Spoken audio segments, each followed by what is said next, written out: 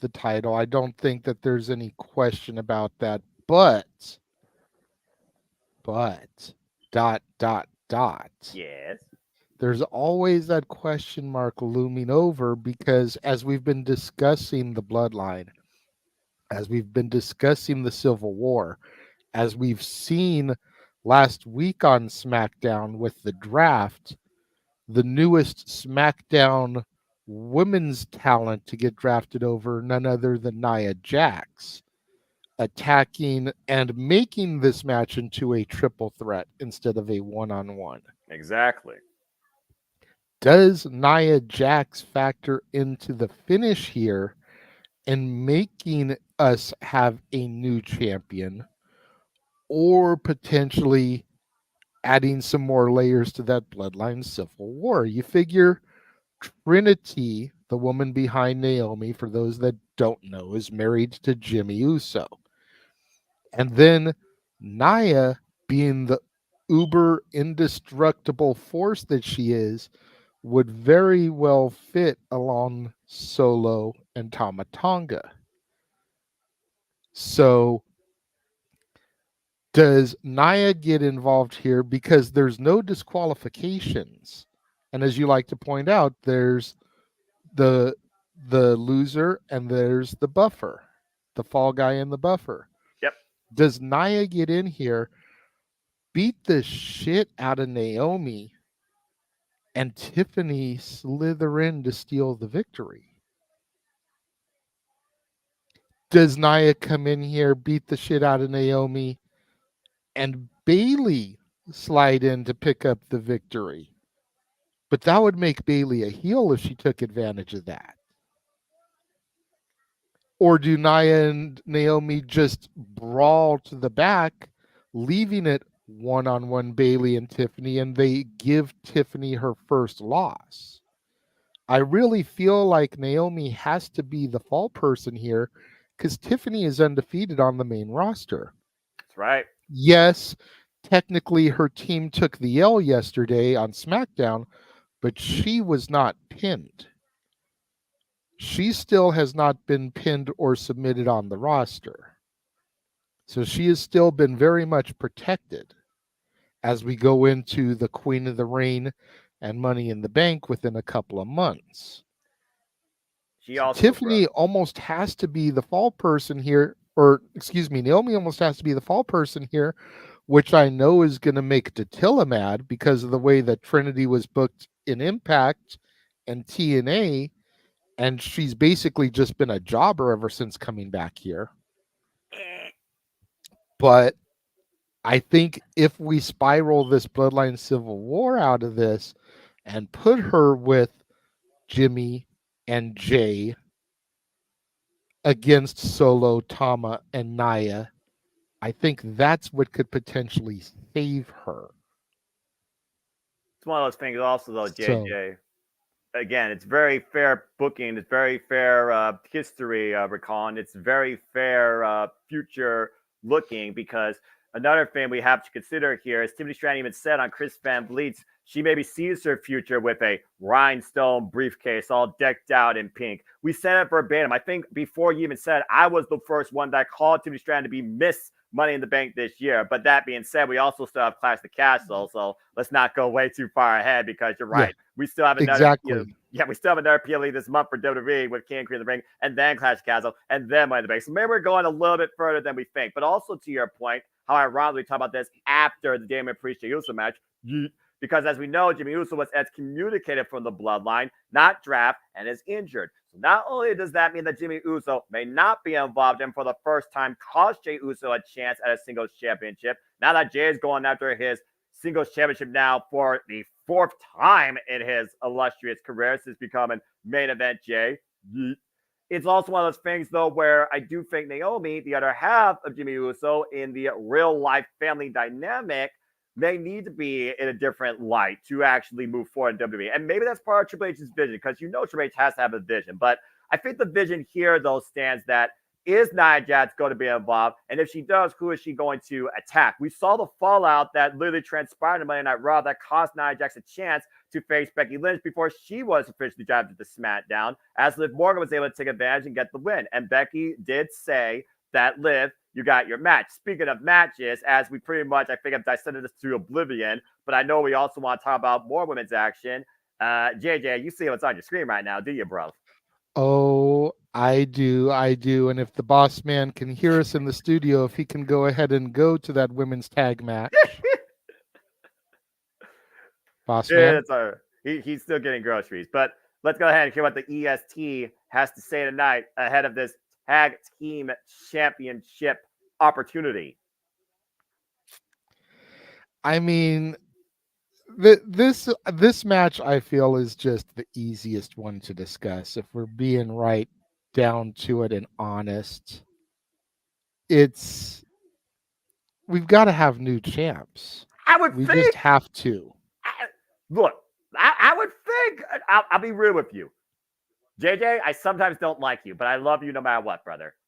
I don't know how you did it, but last night you did cause a capacity crowd on hand in France, getting ready for a backlash here. And my gosh, I never heard such an authentic audience atmosphere in my life and literally in the longest time since last night in that YouTube highlight clip alone. About damn good time to let the audience literally be heard, truly, fully, and proud.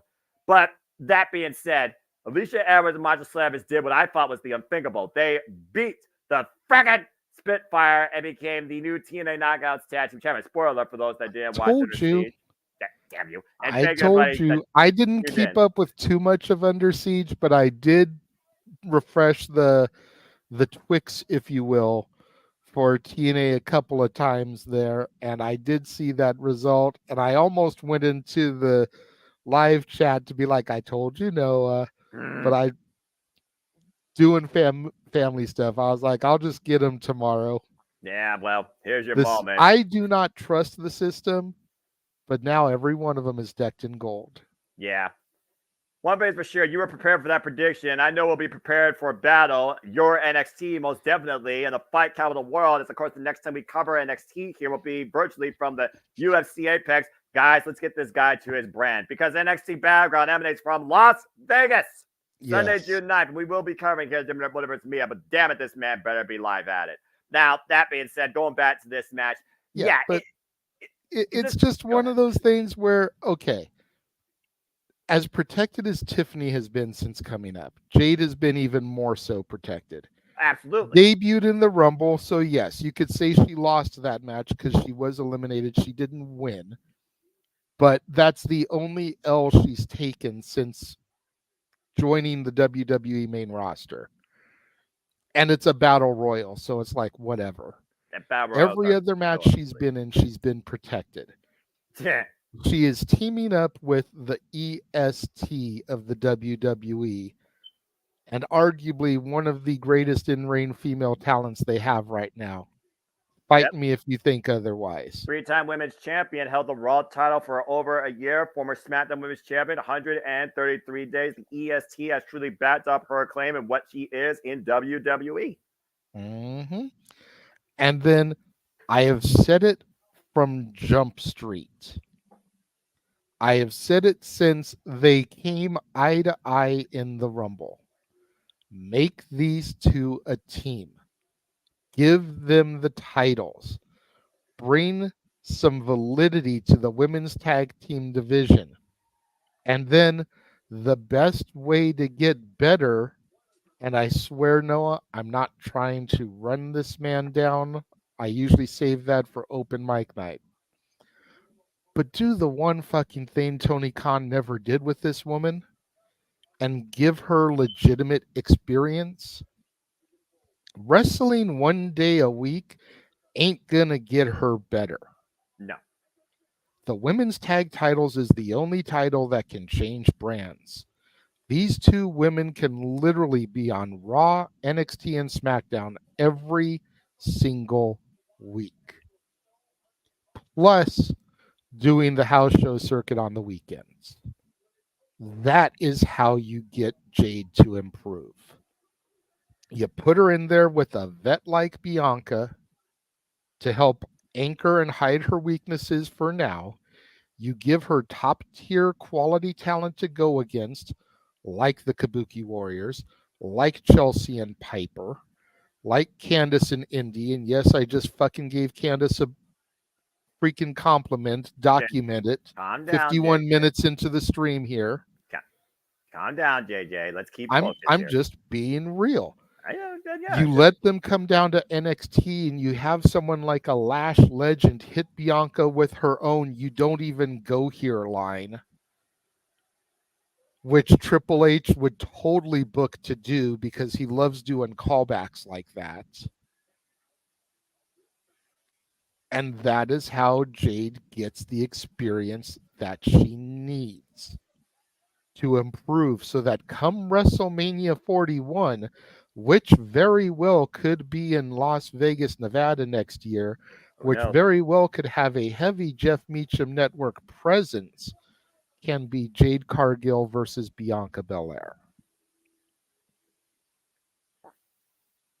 And God damn it, I have just booked for Triple H 2 great stories in the matter of 2 matches while Jeff was off getting his groceries. Yes. You know, as somebody who loves movies, the fact that Lyon is the birthplace of cinema, the more you know, folks, it really is impressive to see how well this guy can create a script out of nothing but sheer passion. And that's the beauty of long-term storytelling and being a fan of professional wrestling.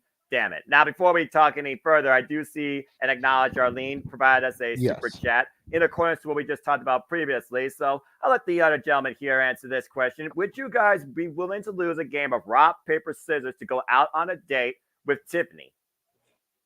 No. I don't understand the logic in her question because Tiffany is gorgeous. If I had half of a chance and I wasn't already, in a relationship, I would jump at the opportunity to go on a date with Tiffany, especially after watching the interview with Chris Van Vliet that I watched last night and seeing how humble and down to earth she is. And she's a fan of Five Guys, so she's a girl after my own heart. Burger and fries, respect. If Five Guys wasn't so bloody expensive, I'd agree with that. Now, if she was single and not with Mr. Kaiser, I'd be down for it. But I messing with Lupe Kaiser on purpose. He may be a goofball, but you piss that man off in the ring and you will regret. There's a reason why he rolls alongside the Ling General Gunther, who was draft pick number 1 on night 2 of Monday Night Raw. As we see the Viper Randy Orton coming into the arena, raucous crowd on again in Lyon, France. As, of course, Randy Orton and Kevin Owens have a titanic tag team clash ahead of them. And you see Kevin Owens right now checking on the WWE Undisputed Champion. No, he went into his room and stole a banana. Fucking KO. Hey, you got to have your potassium. You got to be ready. Champ gets the good stuff, brother. He knows that. He knows what's up. Look, I had 4 cinnamon rolls and some Havarti cheese already. I'm ready to go. I got my fix in, all right? I had my breakfast smoothie, but as was said, I am partaking in the blue milk for the first time officially, besides the one in the parks, and trying to go off of nobody's opinion but my own, as I've been doing here a lot. Let's see here. This ice pop prime flavor, it's all right, but I think I like the strawberry banana better. But hey, red, white, blue. We're in France, so why not? There you go. Not bad. Anyway, I mean, it's like what said. It's very much just vanilla milk with a blue tint. Yeah, with a blue tint. I mean, I don't know how y'all's screen colors are out there in the multiverse of media, but there you go. Yeah, it's like a baby blue. Like a baby blue, yes. So if you guys are a Star Wars fan and if you are wanting to partake in ridiculous amount of ways, True Moo brand blue milk. They have it at Target, as JJ found out. They have it at Walmart, as I found out. So there you go. All right. Well, why don't we go ahead? So we were just talking about Randy Orton and Kevin Owens and the bloodline and the uncomfortableness of Paul Heyman like I've ever seen in his career. Why don't we go ahead and talk about that Titanic grudge match? We did talk about that to start off our discussion, but I will go back and get your thoughts on it. No, so just give me 1 second here. Let me get that match back up. Well, I mean, my biggest thought right now is Paul Heyman. Where does he stand in all this? And you wonder, is he hoping that Randy Orton and Kevin Owens actually get the win? Because that question that stirred Paul Heyman to the point that he couldn't answer fearing the retaliation of Solo Sikoa, particularly in Tama Tonga. At this point, Paul Heyman right now, I've never seen him in a more state of fear for his life. And this is the guy that led the world of Extreme. This is one of the most hated men, if you don't know him, because of his mind, because of his actions, the most untrustworthy. Again, Randy Orton even said verbatim on the first RKO show last night. But seriously, if Solo Sikoa is going to step up and be this tribal chief alongside the MFT, he has to get the win here, I would think. It's going to take more than just savage nature, throw out disqualification, and break Randy Orton and Kevin Owens about the use of a vehicle in order to really be acknowledged as the tribal chief that we need to fear. Because all you are at this point right now is somebody trying to pose as something you clearly are not. And somebody that's definitely not a poser is a guy that has been nothing but one word, and that is phenomenal. As we go backstage right now to AJ Styles, and that WWE Undisputed Championship match better be the main event. But anyway, that's my thought on that. But I know we haven't talked about this, so let's go ahead and talk about this match, because I don't know about y'all, but to me, this is the match right now because of the legacies, because of the history, because the prestige that it's contending over, the WWE Championship. And it's a first time ever encounter. Where do we even start? With a lot more history that they're not actively verbalizing because of various reasons, obviously with copyright and not wanting to shine a light on the competition, if you will. Oh, trust me, I got that covered, especially during I know you do. But I know that you and JJ Jeff can talk ad nauseum about the importance of this match for both men and the lengths of depth of history it goes to, going all the way back to, of course, the father himself, Nick and Dean, Dusty Rhodes. So, yes. That being said, I mean, JJ, you basically took the reins, and I acknowledge you for that incredible stuff on the women's tag match. So, Jeff, why don't you go ahead and kick things off with your thoughts on this? Well, I mean, you go back and you look at the history just with the two of us, JJ and I, with AJ Styles, and going back to All-Star Weekend Night 1, and AJ coming in representing PWG, representing TNA within PWG as both the NWA champion and the TNA X Division champion. And also holding the PWG championship at different points throughout his run there. Mikey, be safe at Wally World. We'll see you for Star Wars Jeopardy. Again, we are looking for a third contestant. Mikey graciously offered to be contestant number 3, but he will not be there at our desired 11 p.m. Eastern, 8 o'clock Pacific start time. So if you would like to join our defending interim champion, I hate that damn word, Emmanuel Dominguez, and the man who super chatted JJ's channel to get his spot and to avoid further damage from not kissing the Renegade ass last night, Josh Mansfield, super chat my channel $10, and we will get you on Star Wars trivia in the style of Jeopardy coming up tonight, 11 p.m. Eastern, 8 p.m. Pacific. Keep playing.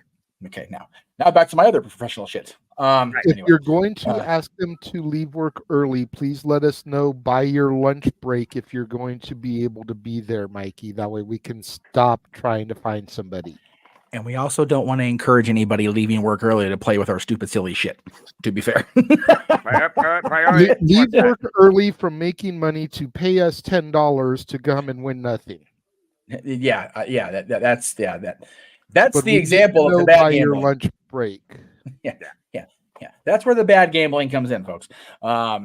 This match. Again, there's so much here.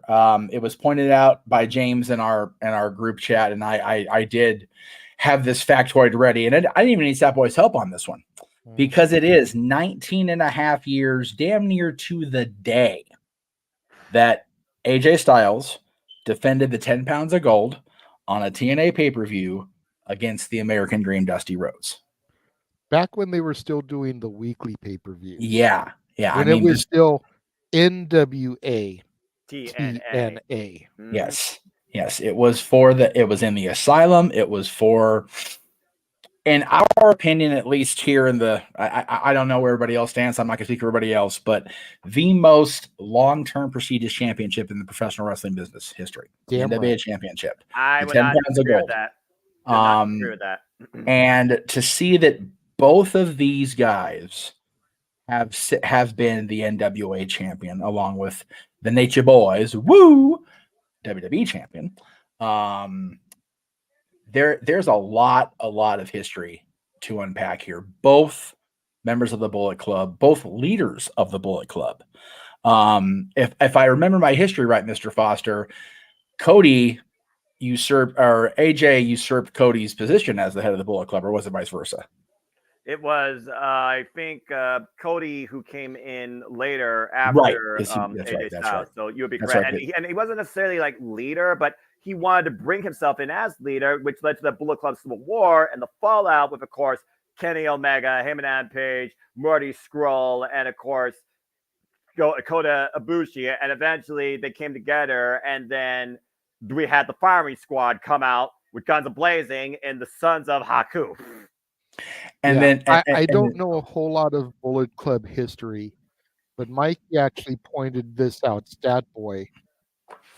And if you think about it, the 2016 Royal Rumble where AJ Styles debuted at number 3, Stardust was in that Rumble. That's very true. So Stardust, Cody hadn't left yet to join the Bullet Club. And to also Mikey's point, we're not sure. We'd have to go back and rewatch the match to see if they were in there at the same time and interacted. Because if so, then the claim of first time meeting is invalid. Well, at least in Mikey's eyes. It's the first time they've gone one-on-one.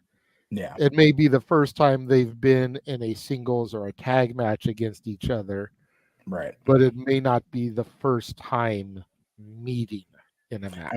And we can even uber technical. It's the first time Cody Rhodes is facing AJ Styles. True. Because Stardust was the whole universe all through himself by 2016. Corey Graves, Michael Cole in the house as they go through the crowd here. Crowd on hand. Good Lord. Man. Dude, I know you don't get Fox, Noah, but this crowd last night was on fire. Like I said, they popped and reacted for everything except the Final Testament. Damn. Yeah. Which is so sad. I feel so bad for Karrion and Scarlett. I really do. I think I've heard the Brooklyn Brawler get bigger pops for matches than the Final Testament did last night. JJ! In Boston. Stop me when I'm telling lies. I mean, he's not lying, I suppose. And I know we're going to talk more about this throughout the night because, folks, this is our main event. Again, there is a lot to divulge. I mean, again, AJ Styles, he's been to bring up our PWG, TNA, IWGP, Red Pro. Cody's been bring up on our NWA, OVW, IWGP. He made and defined the letters AEW. So again, but it's one of those things where the biggest thing we have to consider here, Cody had all of this behind him. He had the namesake. He had his father. He had these Hall of Famers, these legends. AJ carved his own path, and why he's been endorsed by everybody imaginable, from the likes of Will Ospreay, Kenny Omega, Sting, etc. It's one of those things where I think AJ feels like right now, why he's in the prime of his life, the best shape ever, even though he's literally practically 8 years older than Cody Rhodes, still also outweighs him with 8 years of experience. I do think for AJ, it's one of those matches of namesake, but like Cody said, it's not a dream match. I don't even call it a dream match. Cody said this is his first. And honestly, for Cody, it is put up or shut up because AJ's been this dance before in WWE at the top, holding that title twice. In fact, his first run, guess what? He won it back at Backlash 2016. Took him 25 minutes, but he beat Dean Ambrose for it. He did. Before we get to the super chat that Jeff just brought up on screen, because I know we want to acknowledge that. Of course. Oh, definitely. Noah, this isn't a dream match. This is a must win. Exactly. Was that a shot at Tony Khan and the way he calls all these major matches dream matches? I would like to think Cody Rhodes being the most integral in this entire WWE, AEW, self-proclaimed, split, selfish, Twitter trot, egoistic landscape. I would think it's not that, because he's the only person so far that has shown absolute the most decorum towards both companies. I don't think it was that at all. Okay. Yeah. It came off that way to me because Right, the way that right. TK hypes everything is dream matches, and I've got the FBI warning on my screen. Same. Yep. Black. Cool. So remember, please follow and black. Remember, folks, Okay. follow the rules of decorum. Kids, remember, brothers from media. Please do not, again, go way off topic. Show some respect. And if you want to Anymore. get this conversation, don't need to dictate. Super chat truly is as simple as that. Shout And out to Big G. remember, you guys may be ahead of us. Don't post who wins the matches until we call it on the air. But we're all Jeez, in guys. this, as always, JJ and Jeff and Multiverse Media together. This is going to be Yes. fun. All right, All right. let's do the super chat real quick since they're going on the air. Big G here said, stopping by to say May the 4th be with you all. Going to watch Backlash before the wedding and the rest after. Hope everyone enjoys the show. So I did want to throw up a couple of pictures because Big G is talking about these people. Of course, they are at Virtue's wedding. Virtue and the missus to be his soon to be missus, but Aaron and Caitlin, as well as Mr. and Mrs. Big G, are there with our buddy Cleaver Colin Andrew. You know, this picture is here, but you know, I think I saw this one floating around too, so I'm not sure what God. was real, if I'm being honest. But anyway, I God digress. damn it. Colin asked me to do that in the DQ chat. I had to throw it out there to show everybody. But someone had to Yes. do that, right? Anyway, Oh. let's go ahead and get serious, guys. Hey, Time to you get know what? started. Our Truth is not booked for this show, and he could have ended up going to somewhere in the Ohio area that happens to be named Lyon, for all we know. Oh, God. Yeah, you know. Josh did put a super chat up earlier. I saw his. Don't forget the other super chat. He said, "Good okay. afternoon, There we go. gents. May the 4th be with you. Pumped for Backlash. Got my wings.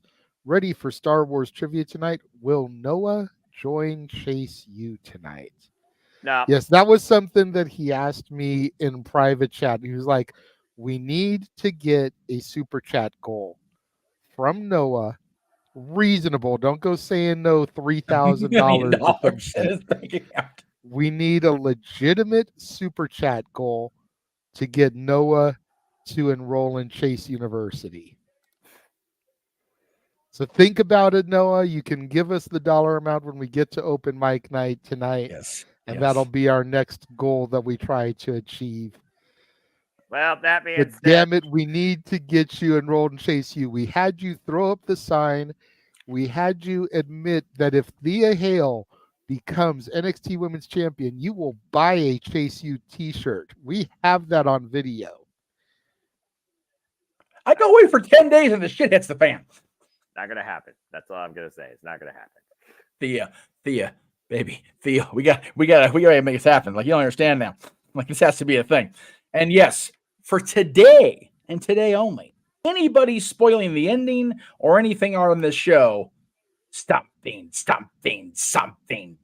dark side will be unleashed upon your ass. Van Hammer. No, not Van Hammer, that awful WCW gimmick. I'm talking Van Hammer. We don't talk about that. No. Of course, they're doing our cold opener right now. Again, this is the first PLE of the Paul Tracy Beck era, the new era in WWE before the WWE draft becomes official Monday Night Raw. Yep. This is gonna And be while we got the cold open, here's the video proof. Throw up that Chase U, brother. This is never going to happen again, so you better enjoy it for the 2 seconds that it's actually here. Ugh. And also, congratulations, Pia. Great win. All right, that's enough of that. Freeze I'll tell frame. you this much. The next lane, if you think I'm actually going to get a Chase U shirt and wear it during one of these streams, that'll be the day Pia Hale becomes NXT Women's Champion. Okay, you guys heard it. Noah will Yeah. get a Chase U shirt. No one got proof of that. No, Hale that's not. becomes No one women's got proof champion. of that. No one's got proof. No one's going to remember this. No one's Insert going to foot. timestamp it. No Here's one's gonna- mouth. Insert Noah, foot. hold on, Walter. No one's gonna remember that. No. James, clip it. Mhm. News reaction's the best part. Fuck. Okay. And that being said, We have the newbie Noah, so really quick before you get into your big intro. No, we do not show the actual matches on our live streams. We do something like this when we have the matches on. So if you are wanting to enjoy the video of the match, by all means, watch it on Peacock or on the WWE Network, depending on where you are in the world. But we provide our alternative watch-along commentary to the matches and the moments from our WWE Premium Live events, as well as the as well as the TNA, Ring of Honor, AEW, and New Japan shows. But thank you for joining us for our presentation across the Multiverse of Media here on May 4th. And I thought I heard you during the clip say screenshot that. Well, it was already done. Oh, I know. We love you, Noah. Go ahead and give us the grand introduction, good sir. Yay, great introduction. Hey, Blue, what am I going to do with all these people? I'm surrounded by fools. But that being said, bonjour and welcome, everybody. This is WWE Backlash. And we're kicking things off with a tag team fight tonight as Kevin Owens and Randy Orton take on the Bloodline. And again, we are virtually involved in Leon Diz's France capacity crowd on here at the LCDC Arena. And we thank you once again for tuning into another big here at Multiverse of Media live event schedule for 2024. Hashtag we going to die, but I will stay alive. Welcome into the show. Again, folks, thank you for tuning in. I am the Simple Man, Noah Foster, alongside the Renegade Wrestling at JJ Williams. Shout out to everybody out there in the chat. Thank you for tuning in again. Please like, subscribe, comment, tell a friend as we do this for all the biggest shows, PLEs, and pay-per-views across WWE, NXT, Ring of Honor, AEW, TNA, and some NJPW. And that being said, JJ, it's a big fight field in International House, jam-packed to the Raptors. You ready to go with this afternoon festivity? I am indeed, sir. Let's do the damn thing. I'm a little bit surprised they're starting off with this one, since it's the only non-title match for the announced card. But you know, let's see what they got to bring us here as the RKO team, as it is, RKO kicks things off. And of course, we saw really these fireworks come ahead last night in this very building on SmackDown during the first ever RKO show, where Paul Heyman was unable to answer a simple question: who is truly the tribal chief? And Solo Sikoa tonight, who basically took the Bloodline hostage, has taken it to a whole different savage direction at the expense of Kevin Owens. Kevin Owens, of course, French-Canadian, just taking it all in right now. The fact that this place got a noise warning last night, the USA freaking YouTube clip doesn't give justice to the passion of the international side of the WWE Universe. That's what truly makes these shows so special when they go beyond the continental 48 United States and Canada. Yeah, absolutely.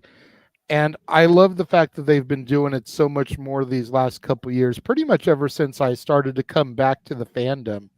I mean, the Saudi shows existed before then, but we didn't really get all of these, you know, Puerto Rico, UK, all these other international shows until I came back. And I've said it a few times, WWE is really starting to live up to the global leaders in sports entertainment moniker, because now if it's not a big four, they're going international for that.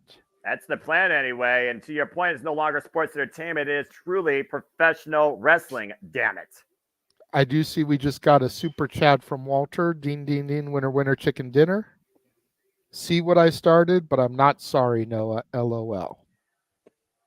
Before I go away again, this is now the second person that's joined the stream since we've gone live here. I will remind everybody in the chat and watching us that aren't participating along, we do not show the live video content that is owned, operated, and streamed by WWE or any other of the wrestling companies around the world.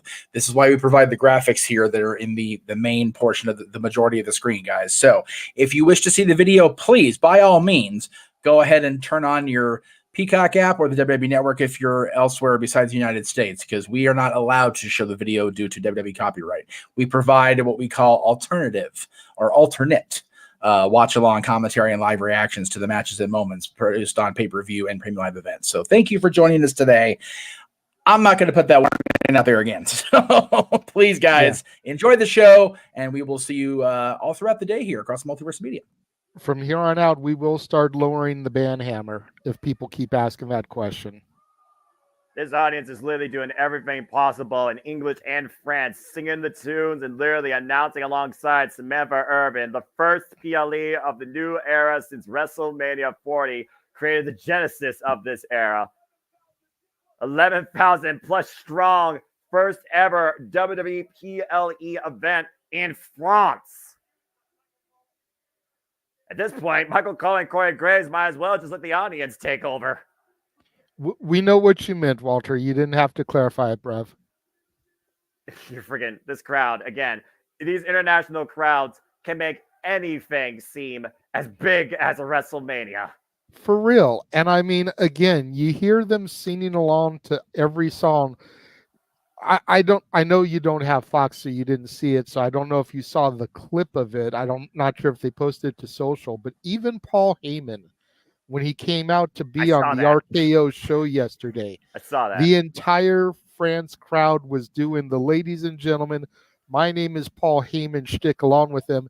He had to stop for a minute because he was about to break character. He's supposed to be full-blown heel, and he was so taken aback by it. You could see the emotion on his face for a moment.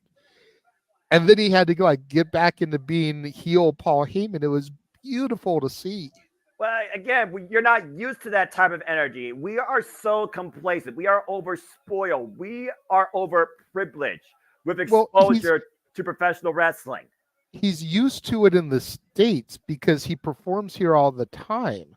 But to go to an international crowd, especially another crowd that primarily doesn't speak English, and to hear them all saying it along with him, it's got to be kind of a mind fuck. And especially for a heel. Oh, well, it's one thing for the baby faces. It's a complete other thing for the heels. Yeah, well, how heavy is this heel going to get booed? As Solo Sikoa and Tama Tonga at the MFT alongside a I still think, very nervous Paul Heyman have entered the arena. Dude. This is crazy. I know Tama Tonga has performed on many a major stage before, but what do you think is going through his mind as he walks to the ring in France for his WWE in-ring debut? One of the sons of Haku, to your point, former 7-time IWGP Heavyweight Tag Team Champion, alongside brother Tonga Loa, former 4-time Heavyweight Champion, defined by New Japan Pro Wrestling, the last freaking 14 years of his 15-year career. Again, to your point, I've seen this man perform in Korakuen Hall, Ryogoku Sumo Hall, the freaking Tokyo Dome, here in the States, outside of GPW, in Ring of Honor, in Ladder Wars, in Toronto, Ontario, Canada. But nothing right now matches the stage and the environment set here in Lyon, France at Backlash. And of course, to your point, this is Tama Tonga's WWE in-ring debut alongside Sikoa in tag team action. And again, to the point that Christopher Rotz made, this is the third time now we're seeing Bloodline tag team action in some form at Backlash. The last 2 times, the Bloodline have taken over Backlash in victory. But this is interesting because we've always known the Bloodline for one of 2 things. They either close or they either open. And underneath this new Bloodline, taken hostage by Solo Sikoa, who calls himself now the Tribal Chief, they're kicking things off. And in all 3 matches, it's either been Randy or KO on the opposite sides to do it. Of course, we know the bad blood that goes back here. The fact that we had a hit and run at one point with Tama Tonga obliterating Kevin Owens' vehicle and bludgeoning his head. Johnny, if you'd like to watch the stream, you can go to the Peacock app. Oh, man, look at this face off. Look at this face off. Here we go! That's the perfect website to watch it on. Bill's not even wrong right now. Jesus. Yeah, Dan the Angler intensity already. Dan Angler is not going to find any control here right now. You might as well make this a freaking no disqualification match. I mean, again, the freaking man almost got hit with a vehicle. Randy Orton was taken out by the Bloodline. You got to figure that they're going to use a little bit of leniency here. They don't want to do a count out or disqualification finish here, and especially in the opening contest. Zebra is already coming out to ringside to gain some order. There's agents. You see Petey Williams, former X Division champion. Well, I mean, again, at this point, we might just want to reschedule this match right now. Think I see Hurricane out there as well, former Cruiserweight champion and tag team champion. Yep, that's Shane Helms. That's Gregory Helms right there, to your point. I see Jessica Carr. I see Charles Robinson, every person except Triple H and Nick Aldis. There's Jamie Noble, again, another former cruiserweight champion. Ain't nothing cruiserweight about any of these 4 men, though. There's no death. Stunner. Stunner! My God! Jesus. Well, so much for the security. Get the French police department out here. Uh-oh. Here comes Nick Aldis. Oh, boy. I was going to tell Noah, somebody call the gendarmes. Jesus. What's Nick Aldis going to do? Reign in the chaos. You want to disregard the rules and stun referees? What? No disqualification match. No count out. It's a street fight. Oh, no. What is Let Nick the Aldis bodies unleash? hit the floor. The bell is run officially now. Does Nick Aldis realize what he just unleashed, though? There goes the prime. Poor hydration Logan station. Paul. They already used the big old prime bottle. Yeah, but I was saying, there goes the prime hydration station. No one is safe here inside this building. Kevin Owens and Tama Tonga at the announce table, while Randy Orton and Sikoa are up in the stands. Thank you for the split screen. This is where picture-in-picture comes in handy. USA Network, TBS, TNT. Take notes. There's a prime sign to the head of Tama Tonga. And Kevin Owens letting us know how he still feels about Prime. Of course, no love lost to Logan Paul after the triple threat fallout at WrestleMania. You know what? I wonder if they decided to do this last minute after seeing how hot this France crowd was yesterday with SmackDown. Bring this out with the people, man. Let them get involved for a little bit. Yeah, about to say, and you consider again the lengths of revenge and savage nature these 4 men are willing to go to. This is the perfect atmosphere for that. The audience is just embracing it. And here I thought France was a much more tame audience. Boy, was I wrong. Just like Orange Cassidy, Nick Aldis gave the people what they want. And Orange Cassidy don't even know what he's doing. Of course, we'll find more about that hopefully on Dynamite, but that's a whole different stage and a whole different world. Randy Orton right now, isolated with Solo Sikoa. Solo Sikoa down on the stairway. Of course, Solo Sikoa's last big win was against John Cena last year at Crown Jewel. That was just a normal match. He hasn't won a match since. It is thunderous here at Backlash, and I love what I'm seeing and hearing. I mean, I'm all about violence and chaos. I mean, under, a controlled environment. Of course, the violence, chaos, and women's wrestling. Damn it. That's Noah to a T. Yeah, pretty much that sums up the Simple Man formula right there. You pretty much hit the nail on the head. Especially if the women's wrestling involves the bunny. You stop it. Leave her out of this. Don't you start something. Kevin Owens teeing up against Solo Sikoa. Randy Orton finally back in the ringside area. Tama Tonga nowhere to be seen. Prime balls are everywhere. Yep. I would love to see Kevin Owens pull a Stone Cold and just grab a couple of those prime bottles, open them up, clash them together, and do the beer drinking. Oh, Lord. Come on. That would be a great moment and a great bit of marketing for the Prime campaign. But I don't think Randy Orton's aware, though, that Tama Tonga and Solo Sikoa are both right now with Kevin Owens in the audience. No, I don't think he is either. Of course, I don't think this is the Falls Count Anywhere match. There he is. Oh, well. He knows now. I would still think pinfall or submission would take place inside the ring, but at this point, who the hell cares? Randy Orton trying to do a headbutt on the Samoans. Those Samoans have got some hard noggins. That's not going to work on them. You and I have already said nobody wins the headbutt. You don't headbutt a Samoan, all right? I'm just saying. A Samoan headbutt could be a finisher for real. Yeah, with the right person, absolutely. Kevin Owens now on the barricade, taking in his work, moving a little bit on the barricade. Frog splash. God! Thought he was going to go for that swanton of his. What is Randy Orton thinking? Well, Randy Orton is not a guy that dives off the top. He's like, nah, psych. I was saying, Randy Orton is a guy that doesn't dive, JJ. Come on, let's be real here. Randy used to do some vicious cross bodies off the top rope. Well, okay, so maybe he once did a cross body, but Randy Orton hasn't done that for the longest time I can remember. But he just hoisted Tama Tonga up and dropped him on the announce table. Blue Thunder Bomb. Well, Tama Tonga has officially been baptized in WWE. He just got planted on an announce table. And another one. Yep. Good grief. You don't know, I think this is the first PLE where the Spanish announce table is going to be saved because there isn't one. It's a French announce table. I agree. And right now, Kevin Owens got Solo Sikoa. DDT! Jesus. And you hear the crowd just reacting emphatically for every move. Trash cans being exposed under the ring. Oh, no. Oh, yes.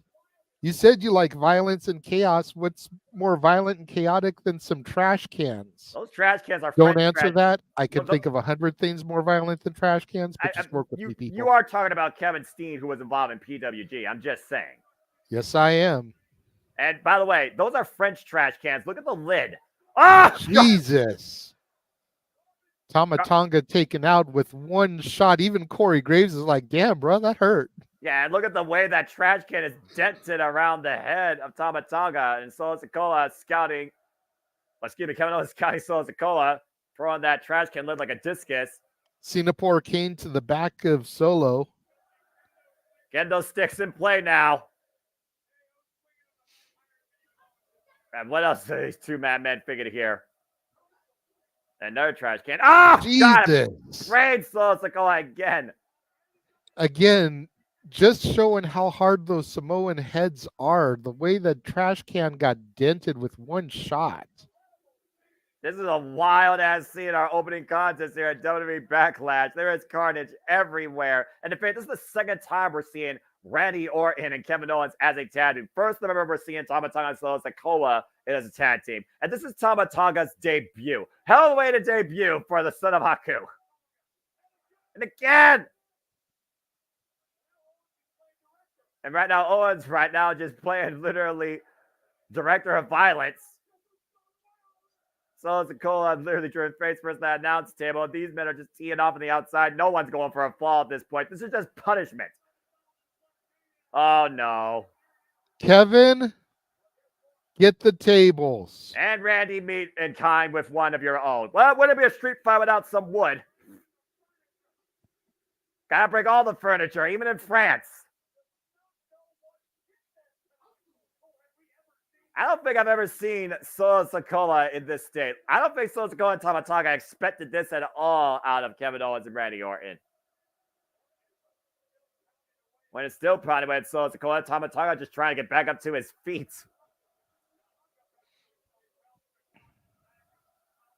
Tama Tonga right now. You see the damage done. And right now, Kevin Owens might be looking to send Tama Tonga through that table. Of course, I've seen Tama Tonga go to war, ladder wars against the Briscoes alongside brother Tonga Loa. Kevin Owens right now with Tama Tonga on the table on the opposite side of the ring. Another table set up inside the ring as Randy Orton right now. Isolating Solo Sikoa. And Kevin Owens from the apron with a splash for Tama through the table. Another frog splash from KO. He still hasn't gone for his Swanton bomb yet. I have not seen Kevin Owens this furious since I don't know it. Since probably NXT when he was feuding with Sami Zayn for the NXT Championship. And Randy Orton right now with Solo Sikoa. Ooh. Nice palm thrust from Solo to Orton there. Well, again, they need to try and isolate one of these two men. It looks like Solo Sikoa with a Samoan drop to Randy Orton through the table.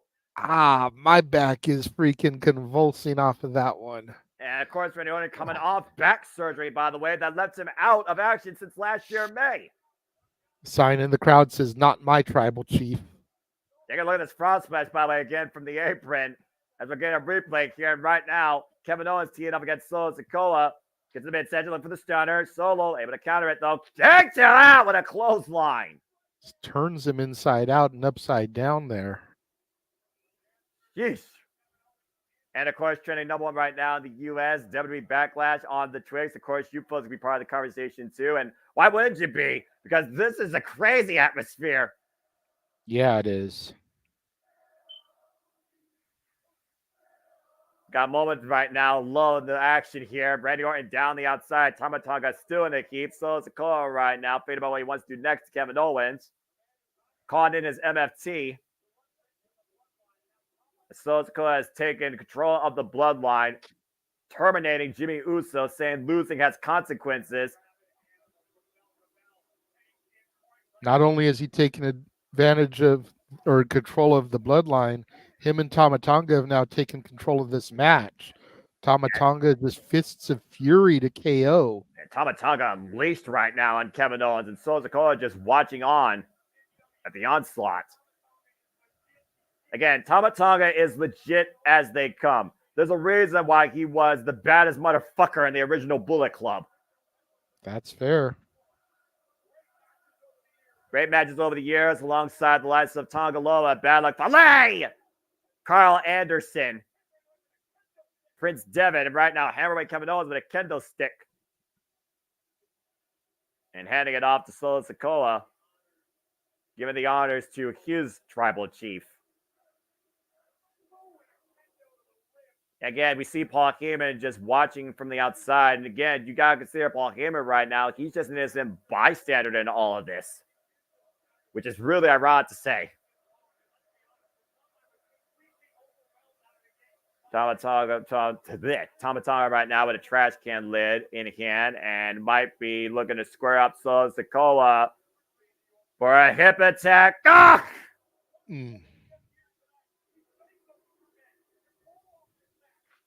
And the thing is, he literally asked them. Paul Heyman asked Kevin Owens and Randy Orton, please don't take this match. It isn't for a championship. This is not the same bloodline. It's different with Solo Sikoa and Tama Tonga. But you know that Kevin Owens never backs down from a fight. And you see Paul Heyman just standing there at ringside, almost a look of concern at the savagery being displayed by the new bloodline here. Like, we don't usually see this compassion from Paul Heyman, but he looks genuinely concerned for KO and Randy Orton. Spear from KO taking down Tama Tonga as he came in with that trash can. And Solo, though, with the trash cans in the back, though, breaks up that free of offense. As Kevin was just trying to find some way to fight back in this. Oh, jeez. God, those unprotected headshots. Yeah, that was with the bomb of the trash can that time. So that was an even harder impact from the side. These trash cans have been worse than any U.S. trash can I can remember. Kevin Owens is just trying to find some sort of way to get back in this. And Solo Sikoa teeing up again with the kendo stick. Again, since Randy Orton went through that Samoa drop for the table, Randy Orton has been a non-factor. Pop pointing out that he loves the French accents, chanting asshole at Solo Sikoa. Yeah, good to see you, Pop. How do you say asshole in France? And another table coming out of play here. I'm sure French has seen their fair share of wars. I don't think they've seen a war like this. Kevin Owens finally trying to get back up to his feet while another table is coming to play by Solo Sikoa and Tama Tonga. Get to the midsection, though, and Kevin Owens sends Tama to the outside, but Solo Sikoa, though, catches him with a thrust kick.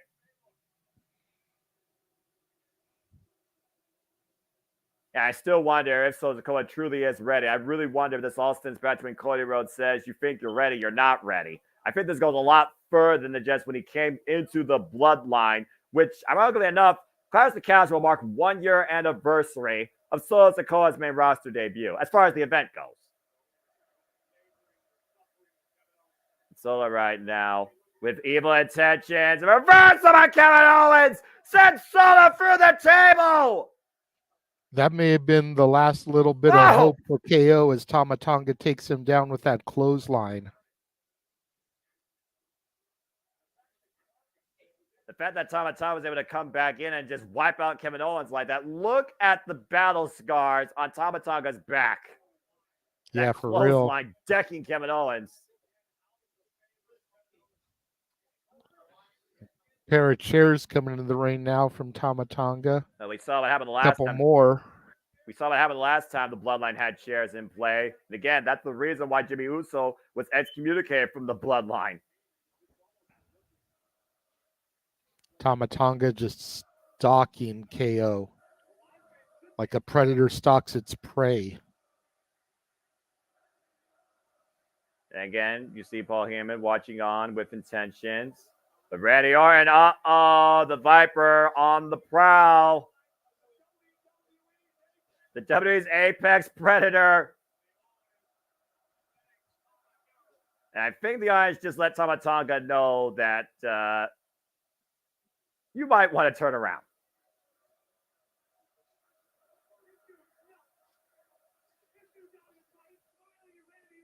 The eyes of Tama Tonga. Winds up, swings the chair. Clothesline.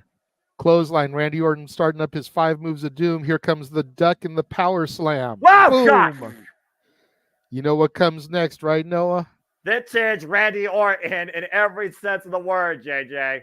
Orton going to be looking for that elevated DDT coming up next. That's the 4th move of doom. Yeah, Throws Tama to the outside. Brings his feet up. He's got him hooked. Drops it. And now it's time for the 5th move. The Viper is coiled, ready to strike.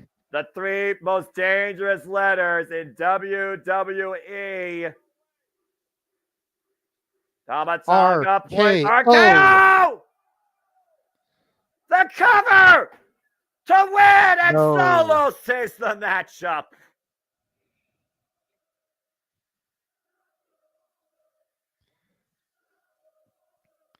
It's all right, though, because win or lose, Orton at least got to hit his 5 moves of doom. Yeah, It just took Solo coming in at the right opportunity to save the match for the Bloodline. Yeah, and Tama Tonga just learned what an RKO feels like in WWE. As Solo's Cole cleaning up the English announce table, Michael Cole and Corey Graves might want to get the hell out of the way.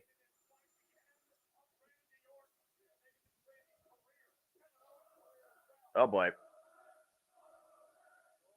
Oh, this crowd is really raising the ire of Solo Sikoa right now. Massive headbutt. Drops Randy Orton across the announce table. What is Solo thinking here? I don't know, but I sense evil intentions, destructive nature on the youngest of 3 brothers. He's lining him up for the Samoan spike on the announce table. Randy Orton points. RKO! Out of nowhere on the table! But what did that do to Orton's back? His documented back issues. He just took that brutal back bump from that RKO right onto that announce table, and it didn't break, Noah. Back in the ring, though, Kevin Owens stands, and Tama Tonga right now is still down on the mat. Now Kevin Owens with a chair in hand. And he's going to unleash hell on Tama Tonga. Oh! Uh-oh. I've seen Kevin Owens set up some unique Richter sets with chairs, and a lot of times it does not work out for the prize fighter.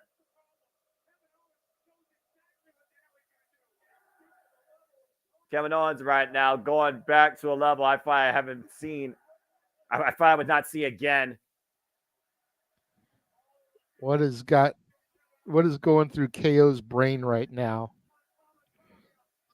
Something got Tama Tonga laid out there. Something very devastating if this doesn't work in his favor. Steel chairs right now set up as a bed, but Tama Tonga able to get up and meet Kevin Owens, who makes his way up to the top rope. And Tama hooking up Kevin Owens. Might be looking to stand for a BO for that bit of chairs. Kevin Owens fighting back, though. Big uppercut by Tama. And Tama Tonga right now on the inside rope, second. Using that headbutt.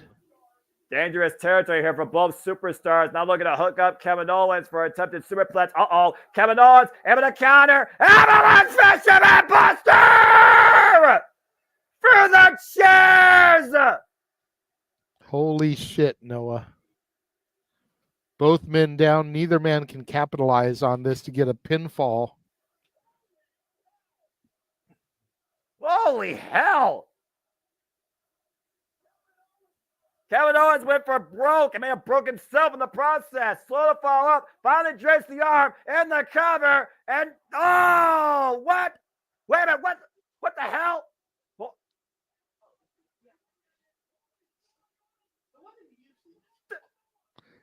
that's Tonga Lola! That's shit. Lola! Tama's brother! Gorillas of Destiny! Or at WWE Backlash! What the fuck? Everyone was talking about the possibility of Jacob Fatu. No one talked about Tongaloa. The other son of Haku! And now the steel steps being used against Kevin Owens and Randy Orton. And so is Sikoa hooking up Kevin Owens. Knocking through the chair. I thought it was that Fisherman Buster. Tama Tonga right now. And so Sikoa, Samoan spike to Kevin Owens. Cover. And the Bloodline has beaten Kevin Owens and Randy Orton.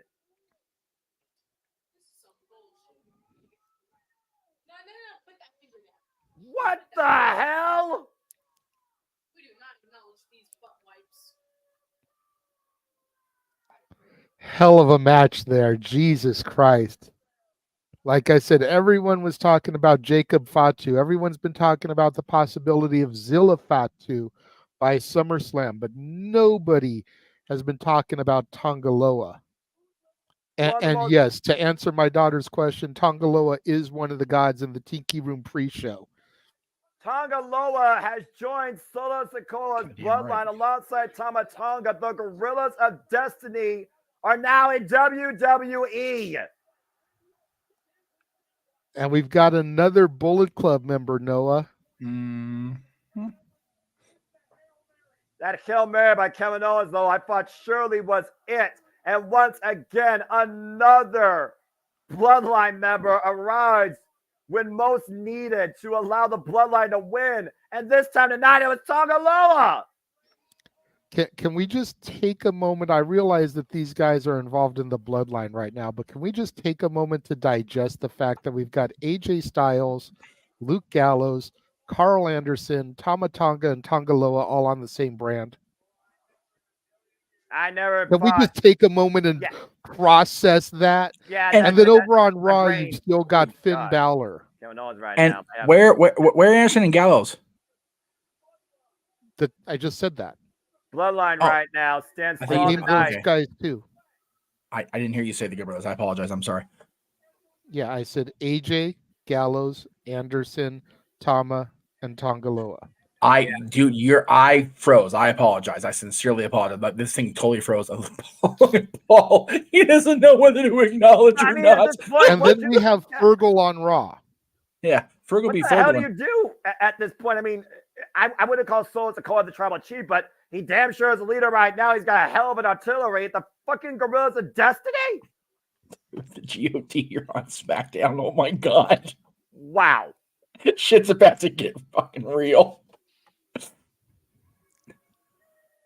I knew they weren't losing in this match, but goddamn, I didn't expect Tonga to show up. Oh my god. That's what I'm saying. Everyone has been talking about Jacob Fatu possibly debuting here. Nobody was talking about Tongaloa. That is Paul Levesque in the Paul Levesque era giving us a Russo swerve, bro, because nobody was talking about this. Nobody expected Tongaloa to show up here tonight. Absolutely no one. Almost makes me wonder what's going on with Jado in New Japan Pro Wrestling, because Jado literally gave his word to King Haku about taking care of his sons. And now both the sons of Haku are in WWE. Jesus Christ. I have a feeling Haku's seat at the WWE Hall of Fame meant more than we knew, folks. You might be right. And we still have Jey Uso challenging Damian Priest later on to potentially get the Jacob Fatu moment. Oh, God. Just throwing it out there. Or we do have a moment here, the viewers, pay attention to this up here. Star Wars Jeopardy this evening, 8 o'clock p.m. Pacific, 11 o'clock Eastern, as we kick off open mic night. As it is, May the 4th be with us. We still need one more contestant. So if anybody out there would like to be a contestant on Star Wars Jeopardy, send a $10 super chat donation to this man's channel down here, the Jeff Meacham Network, and we will get you on the show to challenge interim champion Emmanuel Dominguez and challenger Josh Mansfield. And we did Dean Dean Dean winner winner chicken dinner. Just get a $5 super chat from Walter as well. We did indeed. Imagine never trying to bully one of them during school. Now you got to deal with like 200 people. Right? You do not. Okay. There was a chat earlier in the stream about the whole Superman's cape thing. You do not tug on Superman's cape. You do not spit in the wind, and you do not fuck with the Samoan in wrestling. No. Or a Tongan in this case. Thou shalt not steal.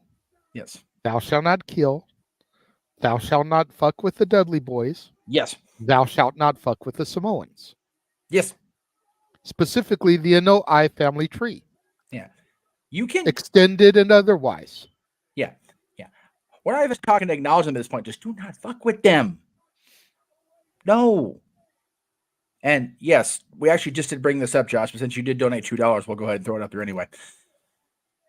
Ding, ding, ding. What if Jacob Fatu? Again, what if it's Jacob Fatu? What if it's Jimmy coming back and trying to shore up his allies after getting dropped on his ass by the bloodline? There is still difficult to see the future is always in motion. So just throw that out there on May 4th. So there you go. We don't know what's going to happen. We're getting ready for women's triple threat action as we take a look at the video package of Bayley, Tiffany, and Naomi. Will it be Tiffy time here in France today, gentlemen? And again, JJ, bloodline possibility influence here. Sorry, Team USA Gymnastics All-Star. I heard you guys pointing out during the first hour here, the pre-show, bloodline possibilities throughout this match, married into and part of. Now, Nia Jax is on this bloodline backlash tonight. Just saying. And this wasn't super chatted, but I am here for this fucking match. The GOD versus the Usos. Put it on SummerSlam. I was going to say, got a slow build at that be at SummerSlam in Cleveland, Ohio, where Noah could go and see that match. But possibly, I mean, that might right there might make Noah actually go to it. The GOD versus the Usos. And Paul, if you're listening to the show, because we know you watch, if y'all are gonna announce that WrestleMania is in Vegas during the damn Kentucky Derby today, keep the Gorillas on roster until WrestleMania so I can go see these guys live, please, pretty please, with sugar and maybe a little bit of maybe a little sugar in the whiskey for Lemmy, throwing it out there. We'll toast in Vegas. We'll do the thing. My people call your people. Well, I'm still shocked. The fucking GOD is in WWE. Yeah. I think everybody is in shock, Noah. I love it. I friggin' love it. Again, I know very little about New Japan. I know very little about the GOD, Tama Tonga, Tongaloa. I know very little about those guys, but with what I saw from Tama Tonga in this previous match here, is again, we're starting to focus on the women. I am impressed as shit. Yeah. Yeah, hell of a first impression. We'll see if Tiffany Stratton can make another huge impression and win her first main roster women's championship. Have fun, boys. You could say that about any of these three women. Don't go there with Tiffy. Don't be mean. Sorry. I'm just going to say this real quick. W music still sucks. But to your point, Tiffany Stratton has made Tiffy time all the time. As we saw, it was Naomi that beat Tiffany Stratton one-on-one. And yet she still finds herself involved in the championship picture tonight after making sure the match with Naomi and Bayley was thrown out, putting herself in the spotlight. We now find ourselves at a triple threat for the WWE Women's Championship between Bayley, Naomi, and Tiffany Stratton. Of course, Tiffany Stratton came onto the WWE main roster scene just earlier this year, already exploded with her first impression during the Elimination Chamber, where it was Tiffy time down under. Should tonight be Tiffy time in France? And could we have a new WWE Women's Champion? Again, folks, the next time we cover WWE content here for NXT, it will be NXT Battleground Las Vegas. Sunday, June 9th, emanating from the UFC Apex in Las Vegas, Nevada. So stay tuned for more of that here at the Multiverse of Mia live watching event schedule. And let's get this gentleman to his brand in the City of Sin where they fight. Just saying, NXT Battleground Las Vegas. Las Vegas, where every night is fight night. There's one thing we can say about Tiffany Stratton. You can talk about the look, you can talk about the prima donna, Barbie girl, rich girl, Beverly Hills 90210 demeanor, but she backs up what she does in that ring is extremely impressive and knows how to create opportunity. Absolutely. To Walter's point in the chat, I know it wasn't a super chat, but I feel the same way. Tiffany grew on me. It took about a month or so of watching NXT every week to realize that she wasn't just a Barbie doll bimbo, a cookie cutter WWE diva from that era. She actually was a legitimate athlete and a hell of a contender. And I am on Team Tiffy. I am on Team Tiffy time. I don't think it's her night. I want to see her win Queen of the Ring. We were talking about it during the pre-show. When she first came up, the thought of Tiffany Stratton as Money in the Bank was like right there. Like, how could you not give it to this woman?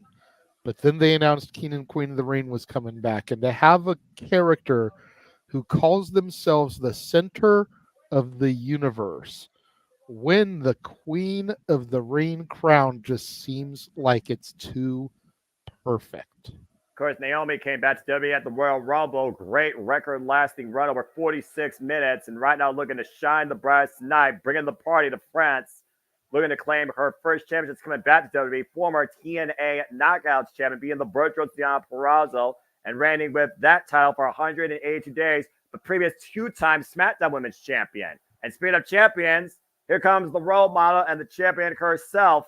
The 5th WWE Women's World Champion. And her first singles title in 4 years is Bayley. Bayley, of course, former NXT, former Raw, former SmackDown Women's Champion, held that title for 308 days, champion of the pandemic. And of course, rose the occasion at WrestleMania 40, not only winning the Royal Rumble this year, but capitalizing on that opportunity, beating Io Sky at WrestleMania 40 for this title. Yeah, Bayley has been on a roll since the turn of 2024. And for being real, it's long overdue. Yeah, and again, Bayley. Long overdue. Bayley's been missing something that she hasn't had for quite a while, and I think that's the self-confidence in herself, restored by the support of the fans that never left her in the WWE Universe. And we saw that confidence really move forward during her time in the Royal Rumble and learning what damage control truly was about. Yeah, she is definitely the black sheep, if you will, of the 4 horsewomen. She is the underrated one. Everyone talks about Charlotte. Everyone talks about Sasha. Everyone talks about Becky. And it's like everybody forgets about Bayley.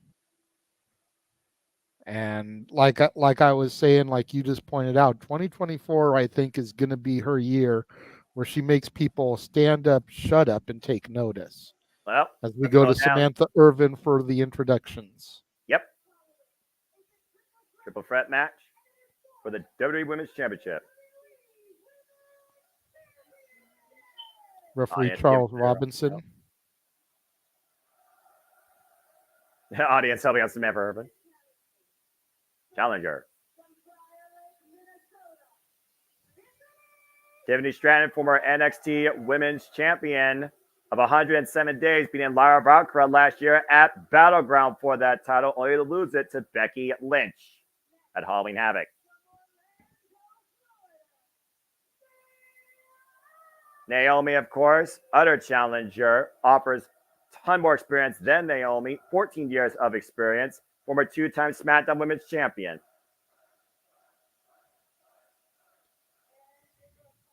Champion opponent, 28th WWE Women's Champion since this title was first incepted at WrestleMania 32. And the only person to ever bring a championship to San Jose. Ouch. Also her 5th World Championship and her first in 4 years. I've got Jeff marking out in the green room. Davina Rose, 15 years of experience. I feel like Jeff wants to come on screen and say something to that one. Go ahead real quick. Why? Because fuck. Okay, well, that being said, triple threat match, of course, folks. Tyler Canoy, James Sansbury, pinfall, submission side of the ring. No No disqualifications. disqualifications. Yep, and first pinfall submission. Champion does not be involved in the decision. The reigns are underway. So our first two matches for the evening, Noah, are no DQ matches. We had a street fight and now Yep. the triple threat with no DQs. And Bailey. Do you being think that suspended. was a mistake, or do you think they should have spaced that stipulation out a little bit? I do think, because to your point, I think that impromptu stipulation in the opening contest was a huge curveball. And originally, if they knew that was going to happen, I don't think this would have been the second match. Arguably, I thought it was going to be the semi-main, because I look at the champions, I think about what's your two most important champions right now, not only on this carpet in this company. I would say that's Bailey and Cody. I have a feeling that the semi-main Ooh. is gonna be the women's tag match. Well, depending on what moment happens here versus there, Ubella might be right. Tippy time right now. Favored by the people in front of the schoolgirl by Bailey. The roll up. Whoop. Now Naomi rolling up Bailey for the title. Now Tiffany trying to roll up Naomi for the title. Quick pin attempts here by all three women. Yeah, Two counts too across early the in the board. contest for that type of stuff. That was sliding back elbow strike. As Tiffany Strand isolated with Bailey. But Naomi trying to take advantage. Takes out the leg. Lateral press by Bailey. Then now shoulders were not down firmly. Gets a one count. Good sky there by Charles Robinson. This was one of the wildest atmospheres I've ever heard. Cover with a crucifix. 2 count reversed by Bailey. 2 count by Bailey. Now Tiffany Stratton right now. Double single leg jackknife. 2 count on both women. Clever move by Tiffany Stratton, but didn't have full control over either opponent.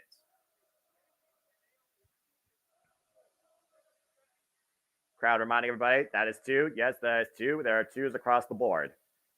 I don't know what 2 is in France. I love this atmosphere, though. This audience is fucking awesome. Irish whip. Oh!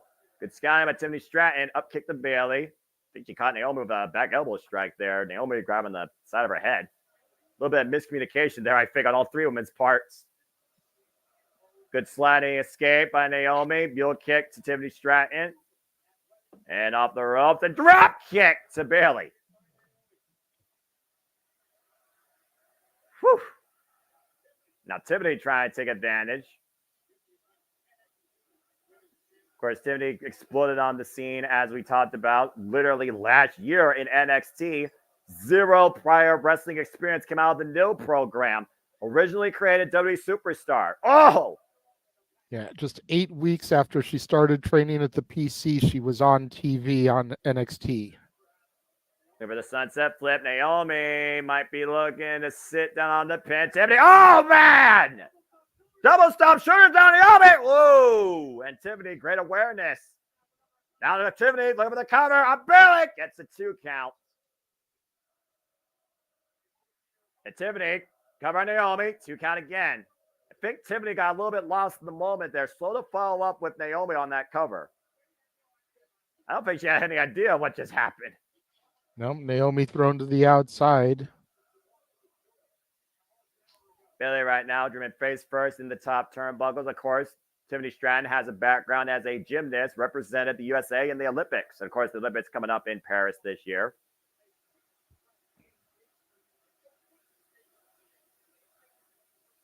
Tiffany reminding the crowd there that it's Tiffy time. I thought you said Straight it was to the Tiffy back time. of Bailey. I thought you said that was Tiffy time all the time, JJ. Wouldn't mind it, honestly. Like I'm waiting for Tiffany to become women's champion. It's just not going to happen yet. By Well, the end of the year, possibly. I just don't think it's going to happen yet. What do you think, though, it is about Tiffany, though, that has allowed her to connect so quickly with the WWE Universe, though, JJ? She Whoa. just has it. Cover. She's 2. got the it factor. Whether you like her or you hate her, she's just got that energy that emanates from her. Again, to the point I brought up earlier, the fact that she was brought on television 8 weeks after beginning training says a lot about how quickly she picks things up and how charismatic she is. And you need all of that stuff when it comes to being a television performer for the WWE. WWE superstar in its genesis of her career, already strongly disciplined, heavily accoladed, hanging with the best, including Becky Lynch. And Bayley right now trying to tee up against Tiffany Stratton. Of course, Bayley, we already know, is a surefire first ballot Hall of Fame with a career that she's led and carved herself. Nice escape out of the corner, and the roll up on Tiffany gets a 2 count. I don't know. I mean, I love Bayley. Don't get me Cover. wrong. I don't know about first ballot Hall of Famer, especially you figure all the horsewomen came in around the same time. So, barring any unforeseen career ending injury, all of them will probably be ending their career at the same time. And so, first ballot Hall of Famer over Charlotte. Charlotte's going to be the headliner there. Bayley deserves to be a headliner on her own. Oh, man.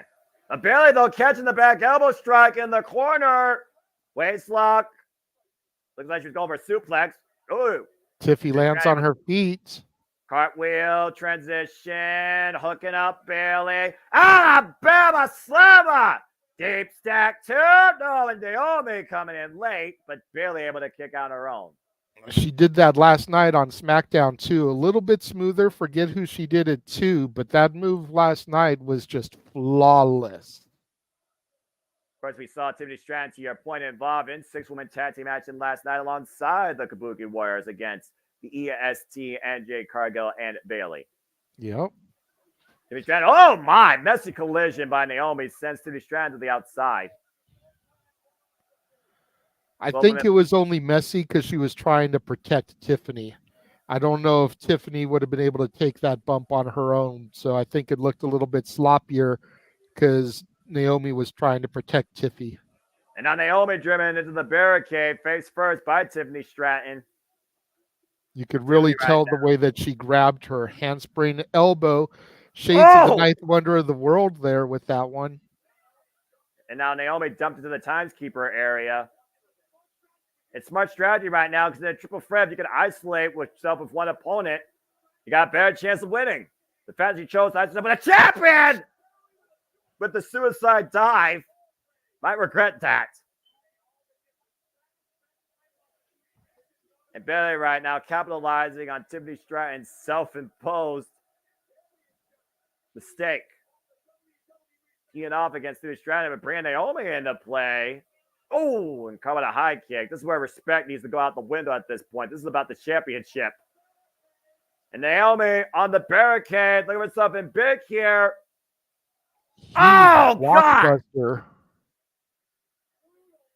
Bruto neckbreaker, blockbuster on the floor. But again, you need to get somebody in the ring. And if I remember correctly, one of Tiffany Stratton's first victories was against Naomi after Meacham. Oof.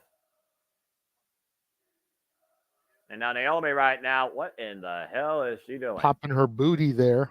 Oh! That was a modified heat cigar of sorts. Now springing up top rope, split leg. Moonsault cover, 2, and Bayley saves her title. Yep, split-legged moonsault there, shades of Rob Van Dam. Take a look at the replay here. This blockbuster on the floor, nasty whiplash effect as Bayley immediately grabs the back of her head. Beautiful split-leg moonsault, though, for the cover. Hook of the far leg, and nearly gets the title. Double threat match course here for the WWE Women's Championship. Bayley, the champion, challengers Naomi and Tiffany Stratton. Our second match here of 5 at WWE Backlash from France. Electric capacity crowd on hand.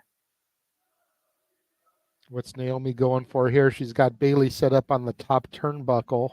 Maybe a Frankensteiner or something big, but obviously Bayley doesn't want nothing to do with it, and neither does Tiffany Stratton, ripping Naomi off from the corner.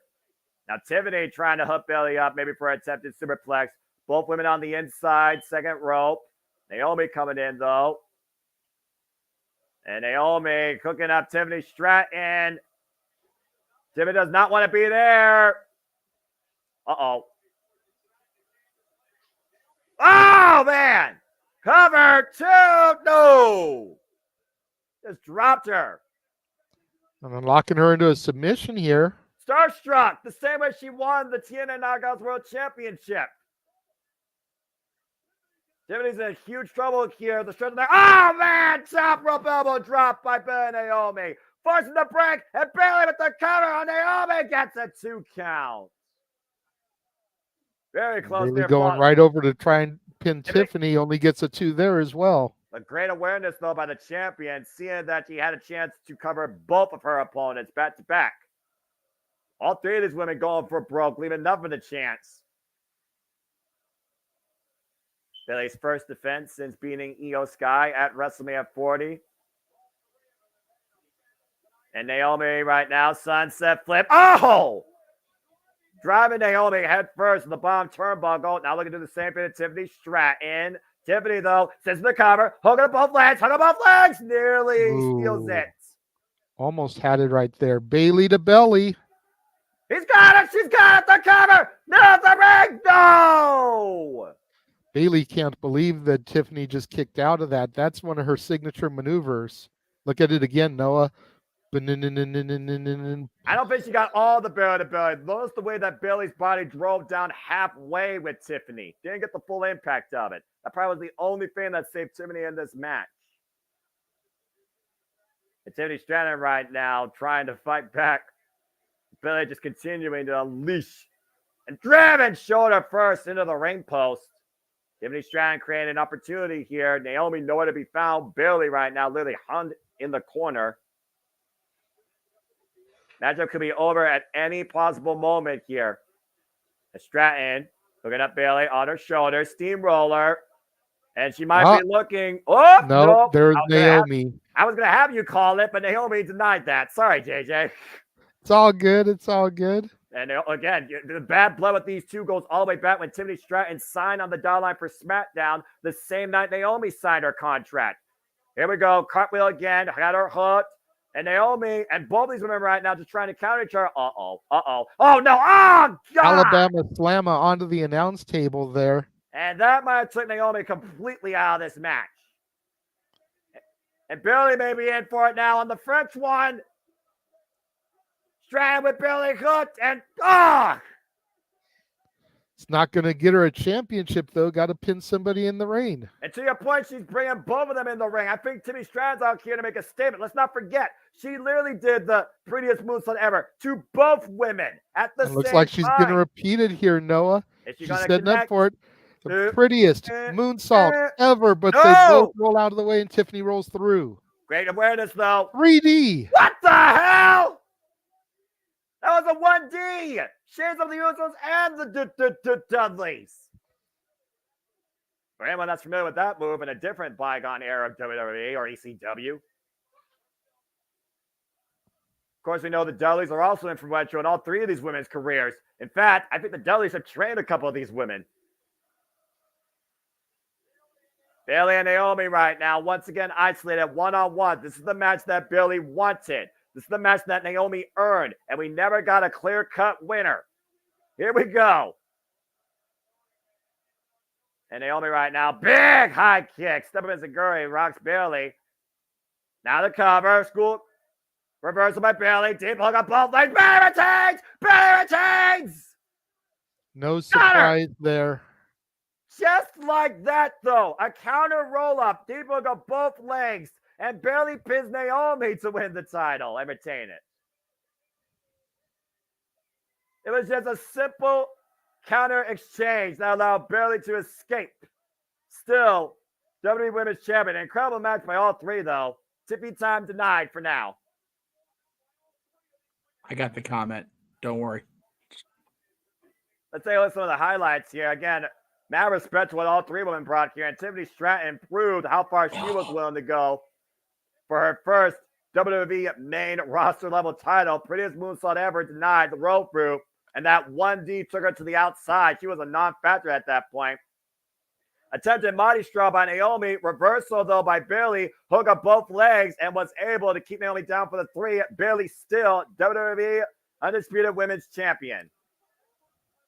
Her first title defense. Look at that. Show respect from her friend. Naomi knows what it means to be at this spot, let alone stay at it. Gotta love it. Incredible moment here in France with the WWE Women's Division on full display in the strongest form. Bayley still the face of SmackDown and still the WWE Undisputed Women's Champion. Woo! What a beautiful countryside, by the way. That's a beautiful shot there. As we got a momentary lull here, gentlemen, go ahead and talk to yourselves and plug and promote. Well, again, I'm sure we'll say it quite a few times over the course of the day, but we are still looking for a contestant for Star Wars trivia this evening on Open Mic Night. In the style of Jeopardy, Renegade Trebek will be hosting and asking the questions. Just a $10 super chat to Jeff's channel if you would like to be one of the challengers. I mean, we'll go 2 men one-on-one if we have to, but Yeah. we would prefer to make it full-blown Jeopardy style and get a third in there as we take a look at some highlights from our opening contest. And the newest member to arrive for the Bloodline in fucking Tagaloa. Yes. The Gorillas of Destiny are in WWE 7-time IWGP Tag Team Champions and 2 OGs of Bullet Club since 2007. And both sons of Haku. Acknowledge that. Oh yeah. Well, Yes, that might must be be more the- dangerous than ever. Must be the homework question, but not necessarily in the voice of Yoda. If you want to throw in the voice of Yoda, we'll be more than happy to pop when you do it, though. Ugh. Whoa. Oh, shit. Ooh. Damn. Jay's younger brother, Solo Sikoa, leaving his older brother. Oh, why he spawned in like that? Poor Paul Heyman. Paul didn't know what to say. I don't think Jay knows what to think right now, but it looks like Jay needs to focus strictly on Damian Priest. It looks like he will have a chance to do it all on his own still to come tonight for the World Heavyweight Championship as we have another commercial. Woof. Commercial or hype package, because we are taking a look at our World Heavyweight Champion, Damian Priest, here. That's a fair point, considering that this is his first time where his name may truly live in infamy. The former Punishment Martinez finally reaching the summit of WWE. And to think 1 year ago at Backlash, its first international exposure in his home turf, his culture, Puerto Rico. He hung with Bad Bunny and lost. Of course, Damian Priest, a former NXT North American champion, multiple-time tag team champion, and former United States champion, held Money in the Bank for months since winning it last year, July 2023, and finally cashed in on the grandest stage of them all for the opportunity and became the new World Heavyweight Champion at the expense of Drew McIntyre after 5 minutes and 46 seconds. Drew just couldn't leave well enough alone. He had his moment in front of the fans. He should have just kept on walking. Definition pride before the fall. Yep. Yeah, I'm with that fan in the front row going, oh, Drew, oh no. So, right. Main event, Jay Uso is your hookup. Yeet, if you hear me. Oh, gee. Oh, good Lord. Pat McAfee's not here tonight, so I'm just going to let this man do the Pat McAfee thing because I have You sure about that? You sure they're not going to trot him out just for this match? So oh, they do everywhere? That. Corey will have a conniption. You know that. Corey's about to do it for conniption anyway. It's okay. That's fair. But of course, we saw Jey Uso earn this opportunity in a fatal 4-way number contendership, outlasting Bronson Reed, Ricochet, and splashing Drew McIntyre for the win with bad ribs, by the way, that still didn't cover from his onslaught at WrestleMania 40. But now, main event Jay finds himself once again at the biggest opportunity. Well, we know Punk is not in Lyon, France. He was part of the pre-show there at the studio. Right. So, everybody's asking about Jacob Fatu's involvement here. Everybody's asking about, the bloodline, possibly getting about maybe Jimmy coming back and shoring up his allegiances. What if Drew McIntyre just yeets Jay's face off here and Payback? Sends a message to Punk. And we don't know if Drew McIntyre's even in France, to your point. We don't. No. Corey makes out with Carmella. They're married. It's different. Not marks out, makes out. But also makes people. Point, we talk about how big this is for Damian Priest. It's also the fact of the matter is Damian Priest truly ready to step up as a leader, either for Judgment Day or for himself? Because you gotta wonder if Jey Uso's comment about him being Dominic Mysterio's bitch since Mommy is no longer leading Judgment Day. Is there some validity to that, especially to what happened during that 6-person main event Monday Night Raw? I mean, the outcome of that match, other than JD McDonough's eye being blasted into 5 different rows of the arena, like, good Lord, that was ugly. So that's what happens when you get punched in the face with 3 Super Bowl rings. Damn. Yeah. That's just messed up. Dude, I had a King's employee mark out for that moment when her and I talked about it the other day. Well, 16,000 out of Canada is about to yeet as it's time for our WWE World Heavyweight Championship match. I mean, look at that. Jeez, oh my God. Coming through the crowd. Fireflies are yeeting. Christian. JJ, the Fireflies are yeeting on themselves. Oh my gosh. Damn it.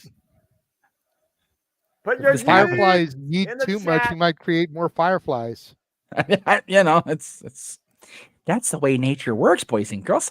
Anyway, it's a nature show here on the WWE Multiverse Media today. It's a crazy show. That's for sure. I'm not getting up. I'm not getting up in my chair or getting up on my chair yeeting tonight. I ain't doing that, all right? The Yeet movement has taken over France tonight at WWE Backlash as Jey Uso is going after his first singles championship in his career now for the 4th time. Let's not forget, guys, he had his first chance last year at SummerSlam against the Tribal Chief Roman Reigns and lost. He had his second chance for the World Heavyweight Championship against Seth friggin' Rollins and lost because of the bloodline conflict. And, of course, he also had a chance to dethrone Gunther for the Intercontinental Championship. And due to that bloodline conflict with his younger brother, he never got a chance to see if he could do it. This might be the first time truly in Jey Uso's career he has a legit one-on-one chance to become a singles champion. I apologize for my laughter while Noah was talking. I saw the yeet on me Oos sign and just thought how wrong that sounds. Of course, Jey Uso has been defined by tag team champions his entire career, 11-time WWE tag team champion. Dude, this freaking crowd just chanting along. They're singing it. I know, it's crazy. They don't do this in the States because, again, we're so content. You're not going to get an atmosphere like this here in the U.S. You just don't. Is this legitimate? What Maybe you said, at me, WrestleMania. Dude? Maybe at WrestleMania you'd get that. Yes, that is legitimate. I screenshotted that off of the Twitter timeline. Oh my God. I love him. I'll put it up after this match, but God damn it, boss. Okay, anyway. Oh, sweet. All right. He is insane. Insane in the membrane. That's got to be driving the bride and groom crazy that he's doing that shit. Oh, well. Anyway. I still say Jey Uso had the best chance to take down the Tribal Chief last year at SummerSlam if it wasn't for his freaking older brother. Yep. Well, tonight be Jey Uso's night where we yeet with a new World Heavyweight Champion.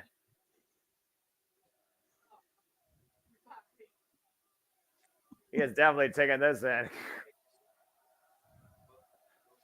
Good grief. He might as well take it in the moment because I don't think he's going to take it in the moment of winning the championship. 1 and 2. Love Jay. Love the other Wani family. I'm not quite about that. Solo exhibition, solo entrance as the WWE World Heavyweight Champion. He said it verbatim, guys. He doesn't need Judgment Day. Judgment Day needs him. And with the way that they've been losing here lately, I kind of agree with them. Like, I don't think JD McDonough has won a match since joining Judgment Day. Dominic hasn't won a match since losing Mommy. And Finn's been fertling all around the WWE wherever they go lately. Like, they need something. R-Truth is a tag team champion. Is member Judgment Day. No, he is not. You hush it with that. What? I'm just saying. Of course, we all Do not perpetuate those lies. Yeah. You sound like certain reporters from NoCal. Hey, R-Truth can be in Lyon, Ohio, and be a tag team champion at the same time. By God. To your point, though, JJ, Damian Priest also made history as the second man ever in WrestleMania history to cash in Money in the Bank and to win a WWE championship. You gotta consider also, Meacham, if you're going to keep that up, boss man, I don't care if you are the man whose name's on the marquee. You go to the corner for 15 minutes. Damn.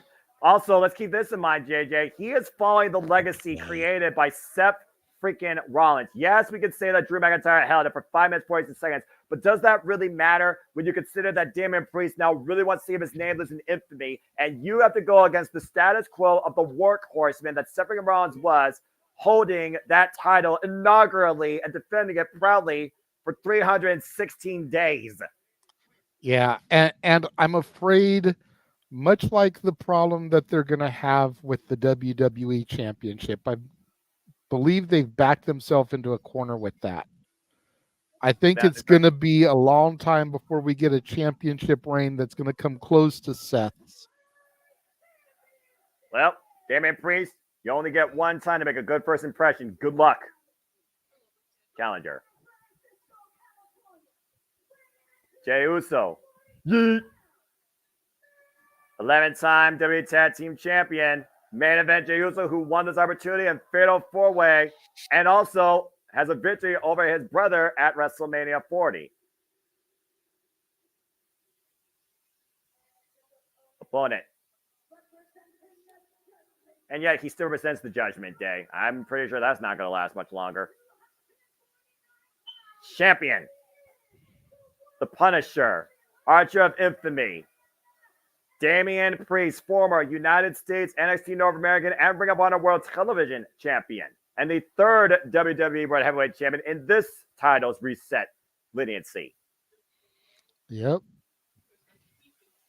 What's interesting about this is not the first time ever these two have gone one-on-one. They previously went against each other one-on-one last year, actually, October 23rd. And guess who won that night? Jey Uso. Yeah, but on that night, Damian Priest wasn't the World Heavyweight Champion either. And to this point, Jey Uso hasn't been able to achieve the big one.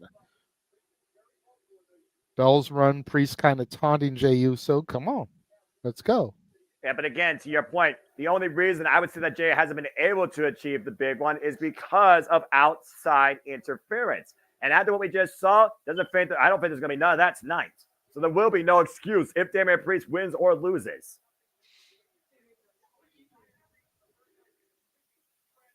Jey Uso getting the crowd to yeet instead of step into the champion. We saw what happened the last time that the opponent had a home field advantage. Bad Bunny, anybody? And Damian Priest is having enough of that. Not going to fall for the mind games of Jey Uso. Jey Uso in trouble right now from the corner, able to escape. Now teeing it off against Damian Priest here. And again, I do have to wonder what Jey Uso needs to do to knock off Priest tonight. Where is Priest's mind at? With all this fallout in the Judgment Day, since Mommy no longer is around to keep law and order. Arguably, though, again, I would not say Dominic Mysterio has been the guy. Rhea Ripley's been the guy, the person that has kept Judgment Day alive. And she's no longer in play because she's injured. That's fair, although I do find it interesting, and just a little nitpick in booking, but I do find it interesting that Rhea Ripley is out with a shoulder injury and is unable to travel, and Dominic has his arm in a sling, but he's able to be there every week. Aye! I find that a little bit, as the kids would say, sus. Well, let's also not forget who Don Mysterio believes he's the best son of. The one person that knows how to lie, cheat, and steal, Eddie Guerrero. Of course, we know Taz can change hands via pinfall or submission inside the ring. Count disqualification means nothing. In fact, this is the first match on tonight's card where those rules go into full effect. I know, right? It's crazy to think about it. And this is the bridge point, Bob. We only have 2 matches left after this, folks, believe it or not. Damian Priest right now in control of Jey Uso, and Jay right now with the body shots, trying to create separation. A big arm. Big right arm. Just jacked Jey Uso's jaw. Mush to the mouth there, Jesus. I'm about to say, JJ, with all this, international, takeover by the audience, where does Backlash go next year? Well, I've been seeing people in the chat saying they want to see it go to Canada or Mexico, Ooh. but that's still in the North American continent. While that's technically international, I'd rather see them go somewhere else. Now just mocking Jey Uso, cover by Damian Priest, gets a 2 count. I'm still waiting for them to announce something at the Tokyo Dome. We've got King and Queen of the Ring in Saudi this year. I'd like to see them do King Queen of the Ring in the Tokyo Dome, especially when you think about the G1 and everything. Well, like it would be kind of cool to bring the tournament aspect from WWE to Japan. To your point, though, the G1 is actually held in the Budokan, Nippon Budokan Hall. That's where the finals are taking place. There are 3, in my opinion, 3 huge places for professional wrestling greatness displayed at the highest degree.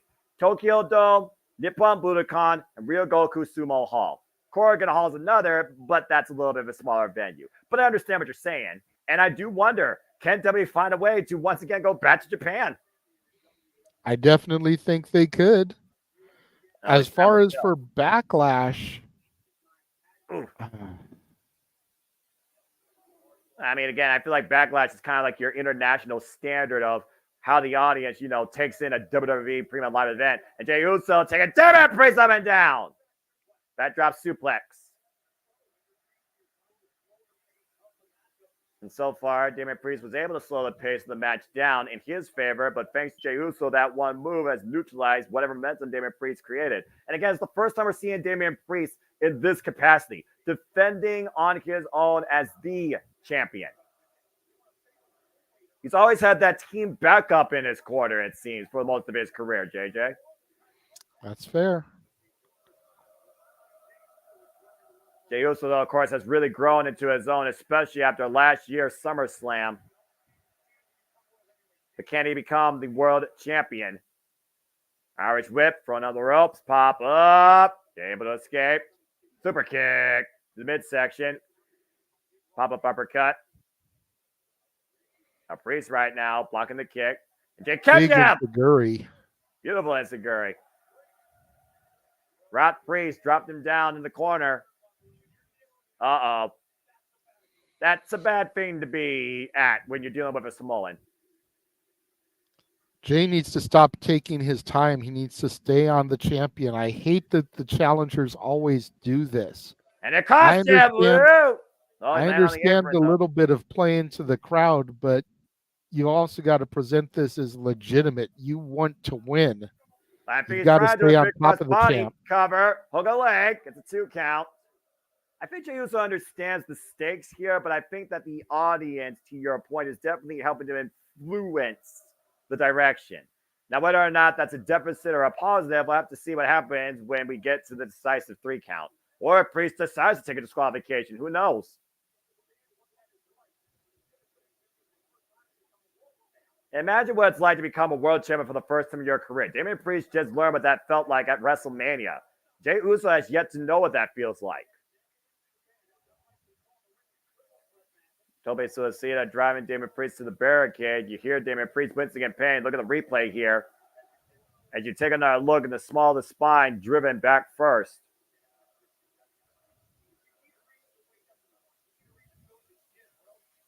Jey Uso right now with the waist up, both men on the outside. Referee starting his 10 count. Of course, Towers again. Clearly change hands via pinfall or submission. And Damien Priest out of Hey, wait a minute! Oh, look who's here. JD McDonough. A spear by Damien Priest to Jay. You gotta be kidding me. Hook of the leg? No! I thought Damien Priest said that he doesn't need the Judgment Day. Judgment Day needs him. I thought he was trying to do this on his own. Did he not say that verbatim last week, Monday night? Yeah.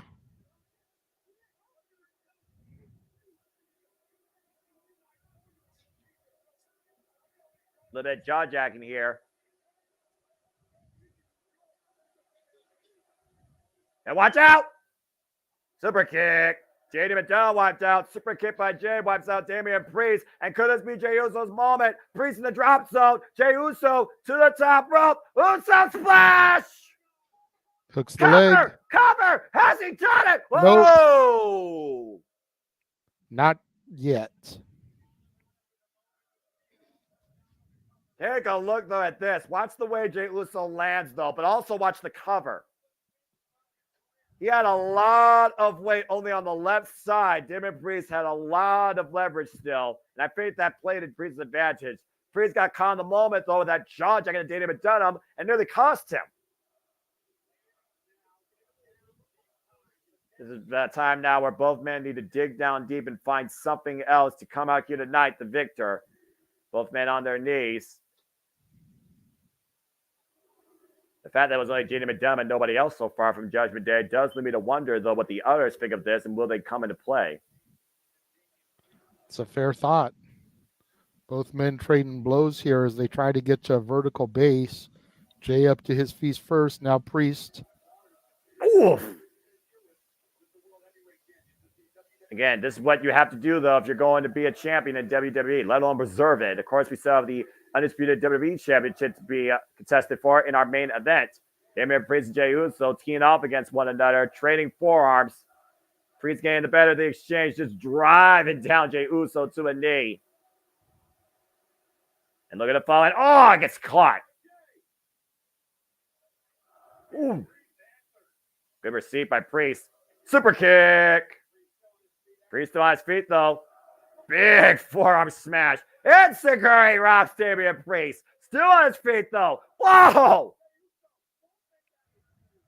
And both men finally down to the knees following that jumping kick. Damien Priest definitely showing that he deserves to be the champion. But Jey Uso also showing why he deserves to be in the main event in a singles capacity for a championship. I don't know how many earthquakes happened in France, let alone Leon Dezes. But you could feel the atmosphere here. Get to the midsection, hooking him up. Looks like he's setting him up for the Razor's Edge. Oh, God. Priest in the cover, hook of the leg, turn kick out. Barely able, though, to get the shoulder up. Beautiful Razor's Edge. Shout out to Earl, the bad guy. Full impact, deep hook of the right leg. Gets a near fall. As we're seeing the heart of Jey Uso right now on full display here at Backlash. Straps have come down. Nearly 12. Looks like Priest is looking to take Jey Uso south of heaven. That's the same way he won the championship. Priest is looking for the finishing move. Can he hit the fatality? Waiting for Jey Uso to get back to his feet. Jey Uso not aware of what might be waiting for him. Priest anxious, though. Got him goozled. Hook Going him up. up. Whoop. Nope. Able to get out. Come in. Spear! Oh, no. Where's enough here? Cover Bell ring. No! Nope. Whoa. 2 9/10 off that explosive spear for main event Jay.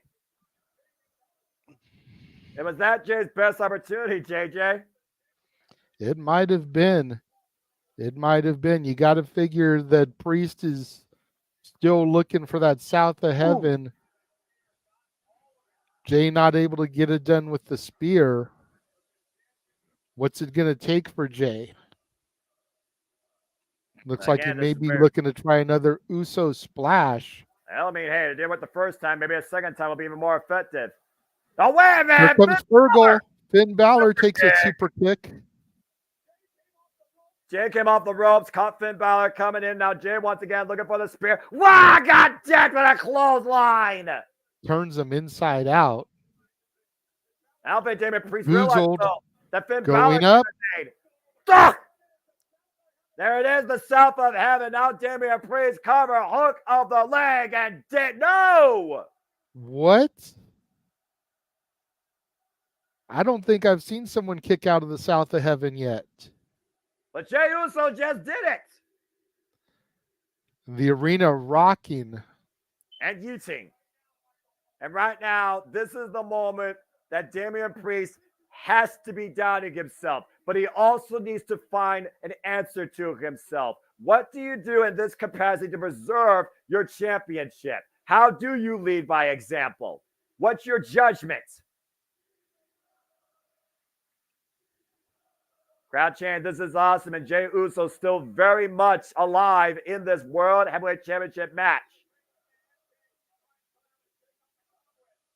Just saw a sign in the crowd said, bring back Ah! heel doink.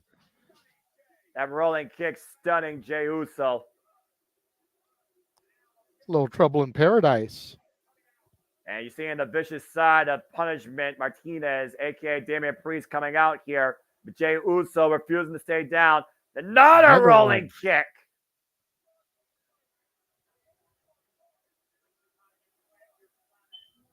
You hear Damien Priest asking him to rise so he can take him down one more time. His third time the charm. Jey Uso, will he stay down? Will he find a counter? Damien Priest ready. Cyclone kick. Super kick! Rocking Priest there. Another Another one. Underneath the jaw on the button. Champion Rock. And a third super kick. Priest still on his feet, though. Did my feed accidentally turn over to AEW? Right now, I don't know, but I know that we are Yuting with Jey Uso. The jumping super kick in the corner. Brock and Damien Priest. And another spear! Priest is down. Uso up. Jey Uso splash connects again. Cover to win. And JD saves Damien Priest's championship. Oh, great move by JD McDonough to save Damien Priest there. Unfreaking believable. JD McDonough just literally saved Damien Priest's title. Crowd chanting asshole at JD McDonough. You know, there are some words that transcend any language, to be fair.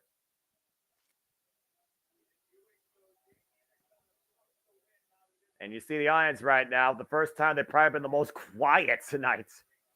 For Wind real. sucked out of the building, just like it was sucked out of you when you thought you had a new champion for a split second. And Jey Uso right now looking to follow up with this time. Wow, the Tope Suicida wipes out JD. Now Jey moving out the outside opposition. And Finn Balor coming in. It's a spear. But is that a smart move? He's taken his eyes off of Damien Priest now. Damien Priest getting an opportunity to recover. Getting back to his feet. And Jey Uso. Oh, Damien Priest able to stop Jey Uso's ascent. And give him a bad seat across that top rope. And Jey Uso right now is exactly where Damien Priest wants him. And he might be looking to send him further than South of Heaven. Straight to hell out of the corner. From the ropes, drapes the arm. Here's the cover. Damien Priest retains. Avalanche South from Heaven puts away main event Jey Uso. Back down to the undercard he goes. Yeah, but again, Damien Priest, though, did he get the win he wanted? He said he didn't need the Judgment Day. The Judgment Day needs me. So again, was that Judgment Day preserving Damien Priest? Or is that Judgment Day preserving themselves? Either way, Damien Priest is still the World Heavyweight Champion.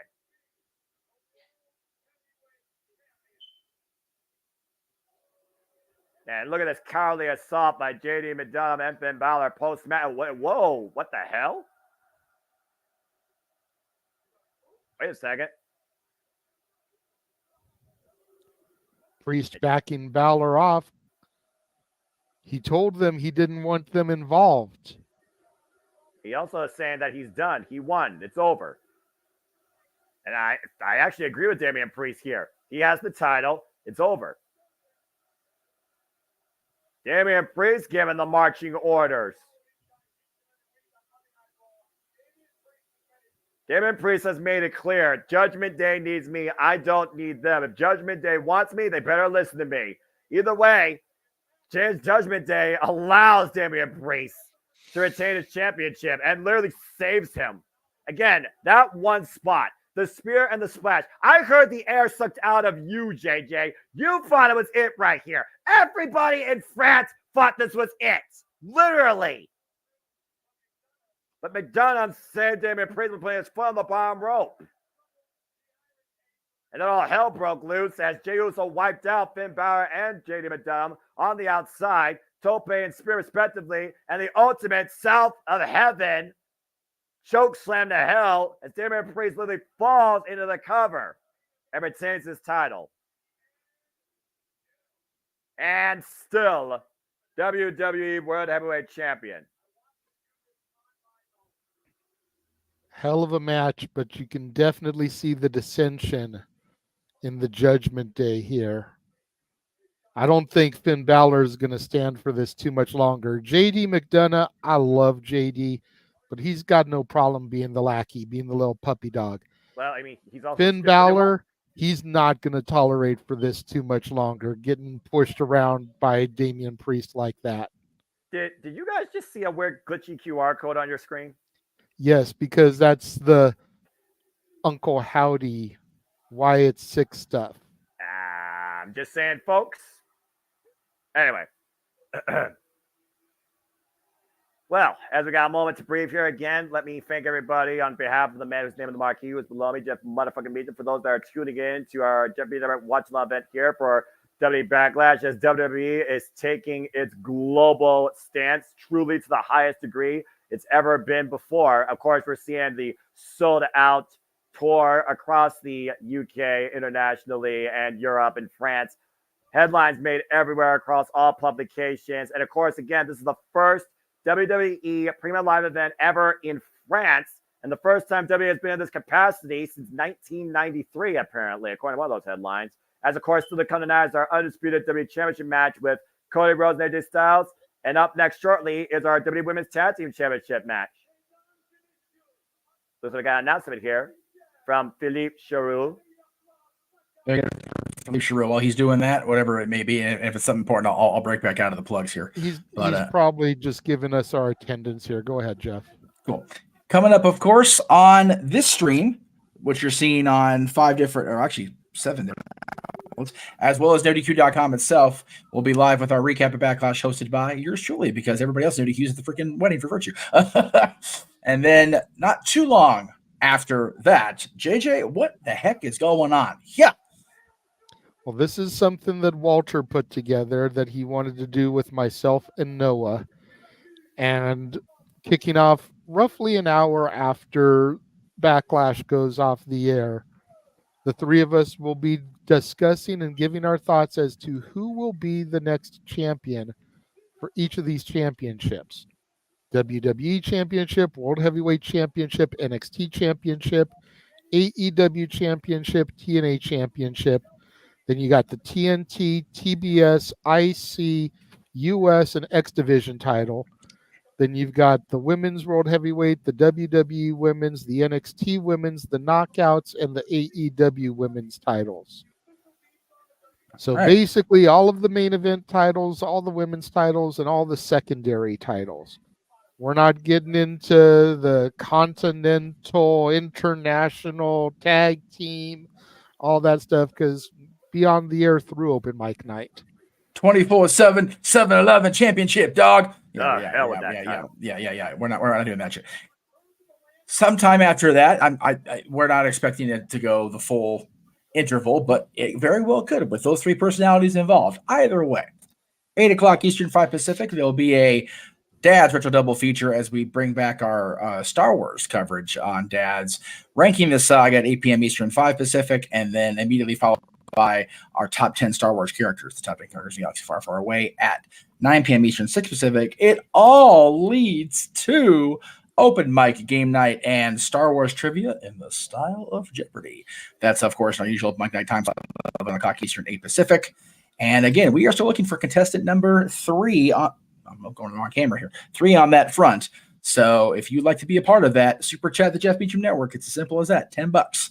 Yeah. And we will get you on for that. And of course, don't forget, next Friday, the dads will be back live because JJ and myself, and very possibly our fathers as well, will present We the do top have 10. a commitment from Papa Williams.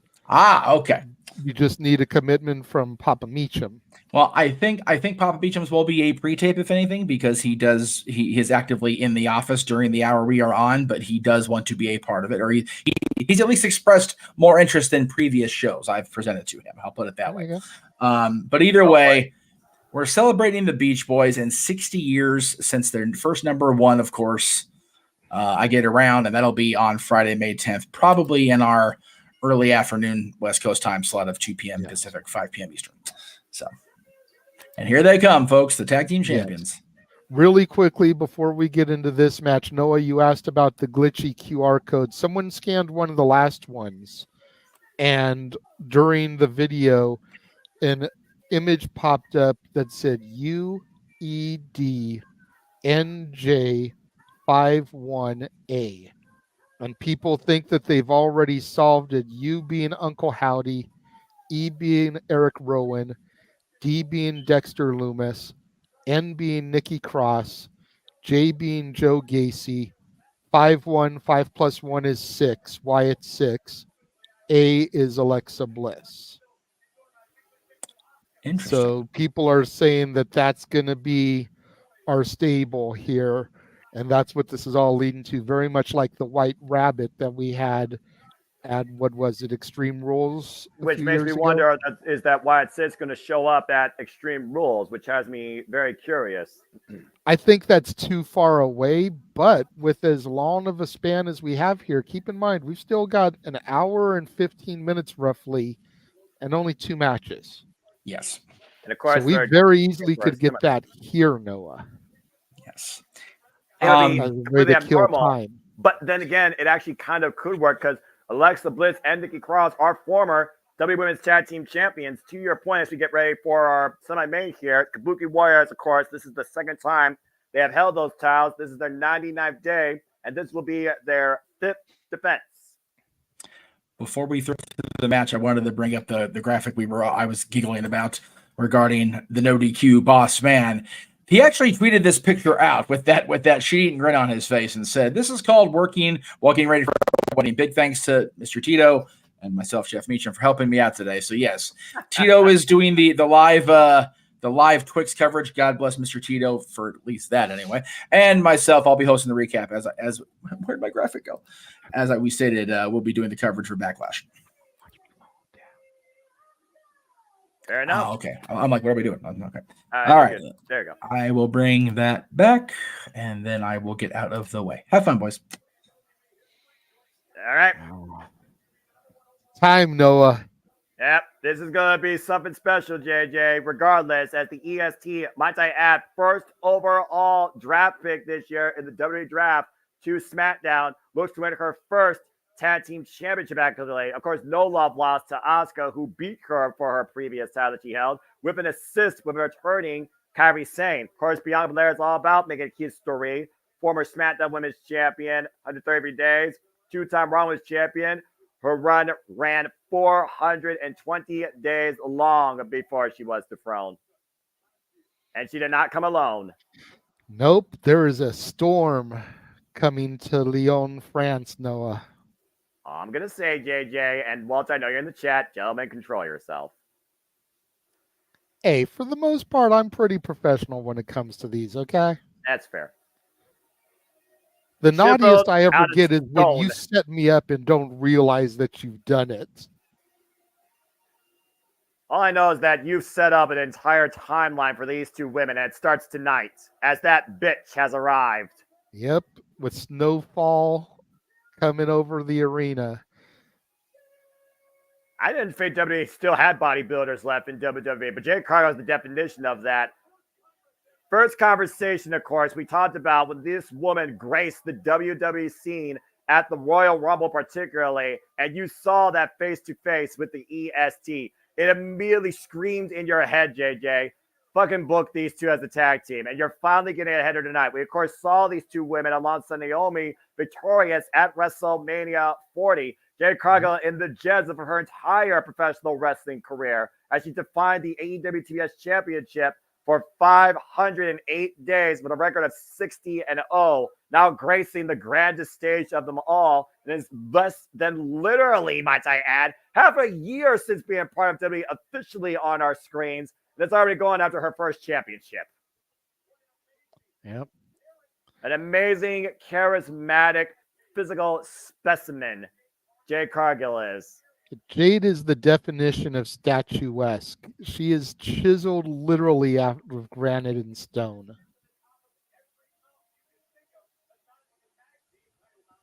course, we talked about Bianca Belair. She has never held a tag team accolade, but of course, again, she has nothing but tremendous respect for Jade Cargill. Of course, Kabuki Warriors, they know what it means to hold on to these titles. They are the longest reigning champions in these titles lineage.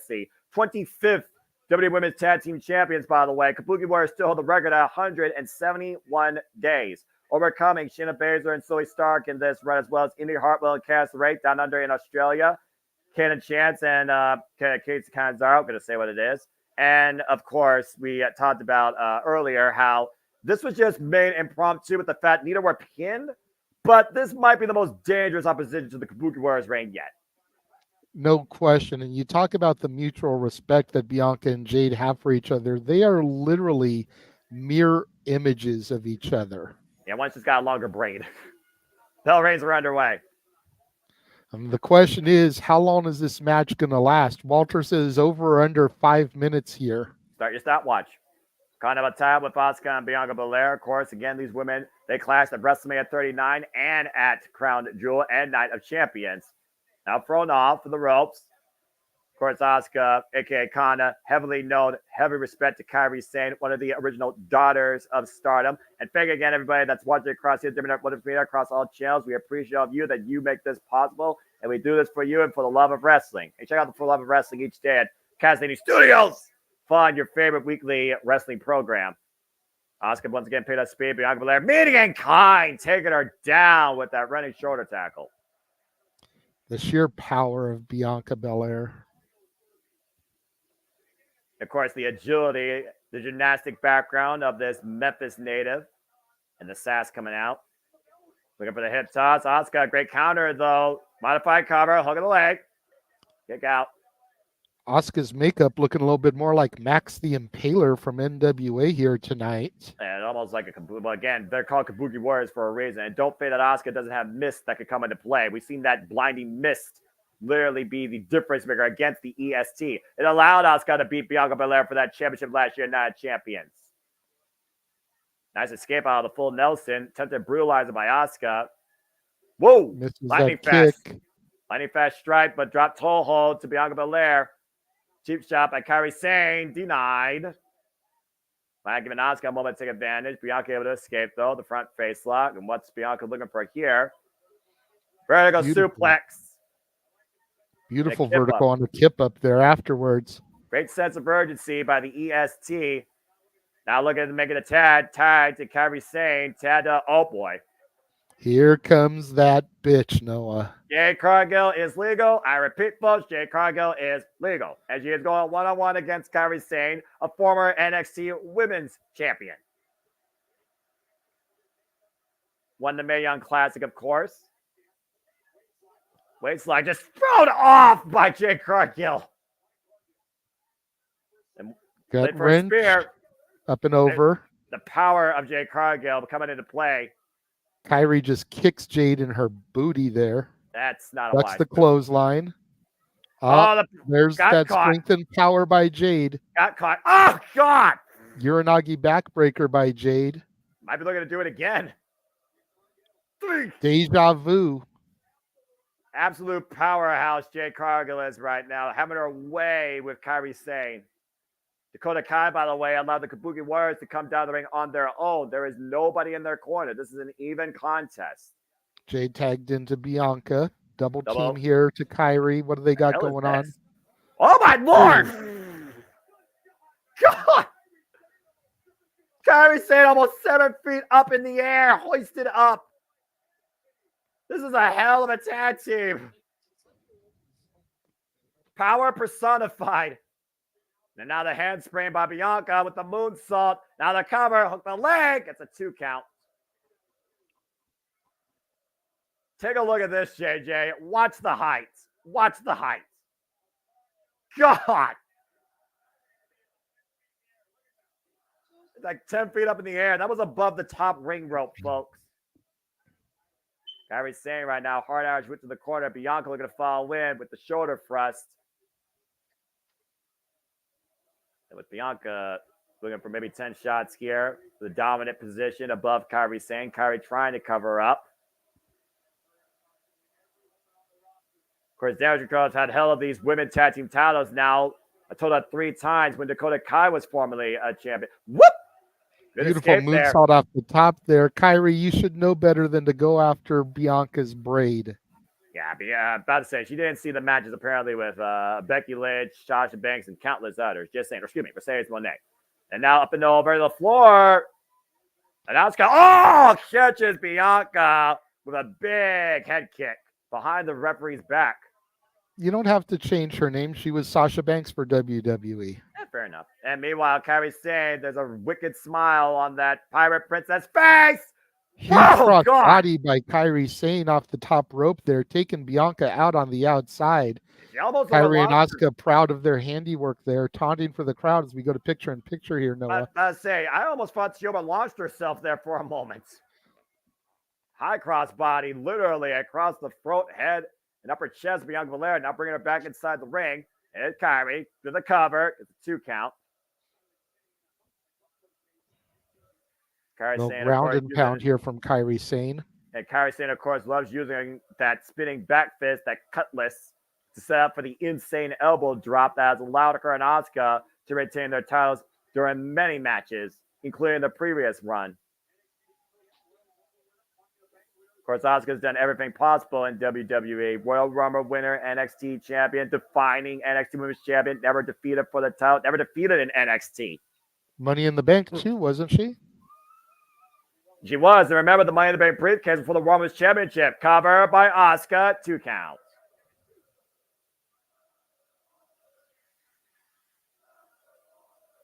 And crowd reminding everybody that was 2 as Jade Cargill watches on in great anticipation, waiting for the tag. Capacity crowd on hand, 11,600 plus in what is the biggest gate in WWE history for any arena. Congratulations again to what the WWE Universe has accomplished. Able to block that kick. Big forearm smash from Bianca Belair. Now looking for the tag. Asuka, though, maintaining wrist control, grasping the left wrist. Bianca, though, reaching out as far as she can. Kick to the hamstring, though, brings Bianca back towards center. Now allowing Belair to make the tag. Tag to Kairi Sane now. And yet another double team attempt here by the Kabuki Warriors. Irish whip. And Asuka sent in. NXT chants raining out loud and proud. And Kairi Sane right now looking to fly in with that sliding forearm. Up against the bottom turnbuckle. Kyrie going back to the top rope, very comfortable up there. Huge flying forearm. Is it enough to retain? The shoulders are down. Shoulders are down for a 2 count. Messy, messy cover. Not great put away position. A beautiful flying forearm to your point out of the corner. Clout the EST, but again, awkward landing allowed the left shoulder to stay off the canvas for a good duration. Oof. Nobody home off the crossbody attempt. Belair right now, critical chance to make the tag. Jade Cargill stands ready. Got Asuka, though, standing between Belair, trying to keep her away from Jade Cargill. That's been the strategy's whole point. Focus on the EST. Space Greg, shoulders down. Oh. Get to the midsection. Takes Bianca down to a knee. We got 11,000 referees here at France. For real. And Asuka right now hooking up Bianca, but Bianca with the reversal. Big time Right. reversal there by Bianca. She desperately needed that. She's been trying to get a tag to Jade for a minute. And you see the sense of urgency on Kairi Sane's face. Asuka trying to make the tag to Kairi. Bianca just mere millimeters away with a step up. Oh, and a cheap shot takes Jade off the apron. Beautiful decision there by Kairi Sane. Almost a poetry in motion style move, jumping off of the back of Bianca to take Jade out on the outside. Kairi Sane right now isolated with Bianca Belair. Bianca still fine battle. Everything she has left in her, the Irish Whip reversal. Kairi Sane holds onto the ropes. Back elbow strike. Blind tag to Asuka now. Oh, a code breaker. Net breaker. Great combination. Great combination. And now the double team assault back and front. And Asuka deep hook of the leg. And Nope. a 2 count.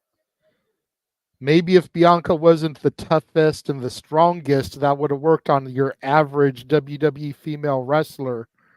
But that does not work on the EST of the WWE.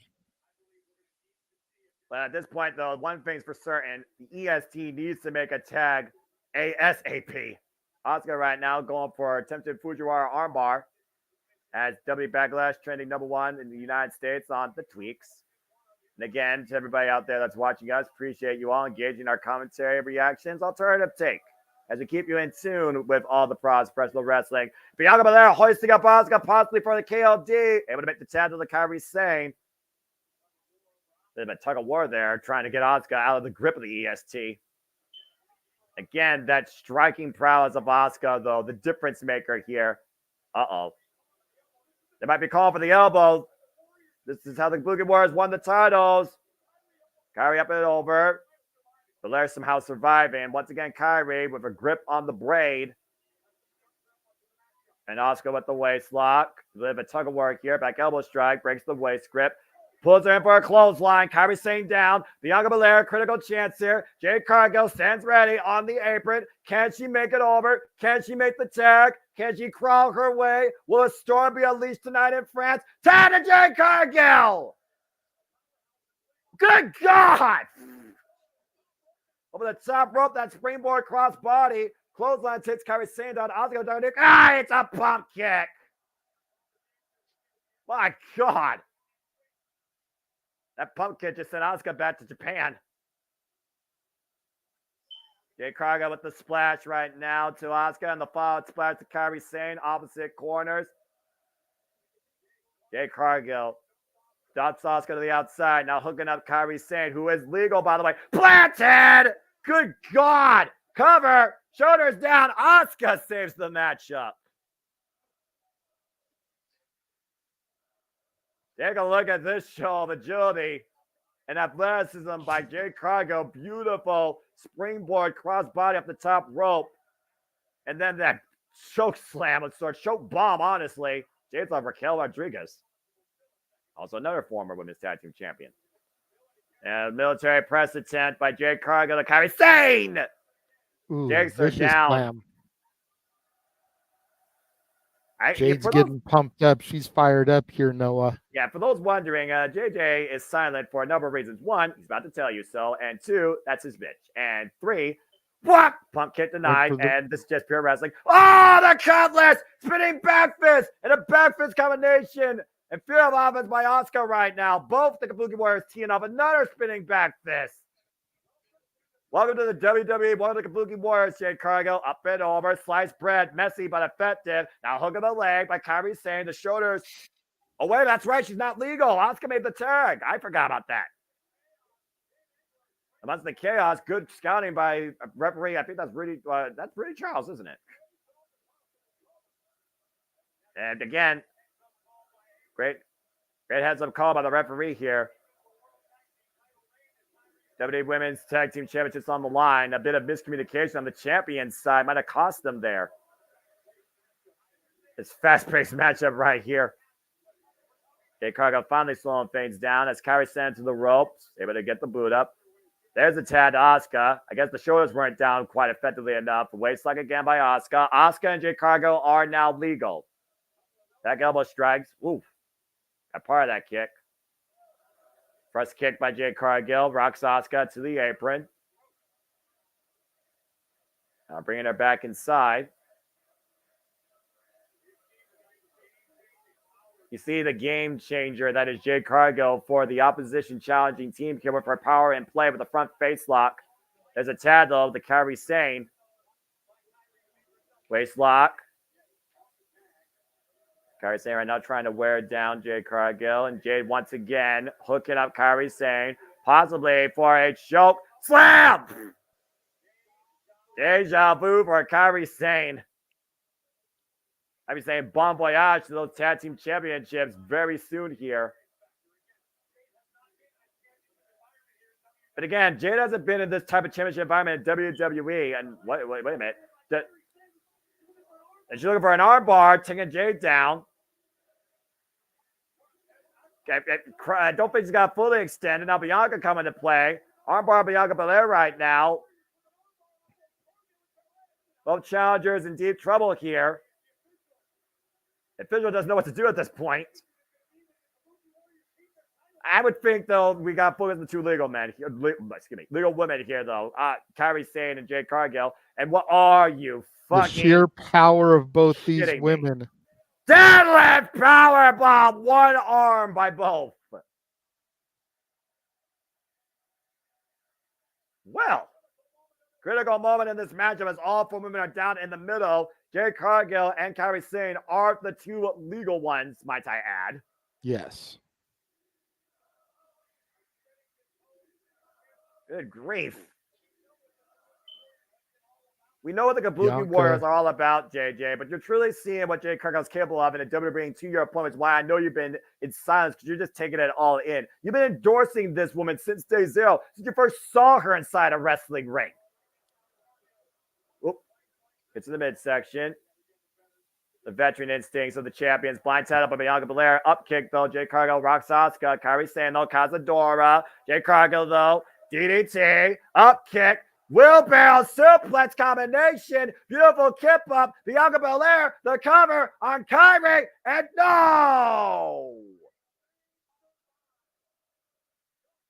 Just barely Kairi Sane survived that double team offense.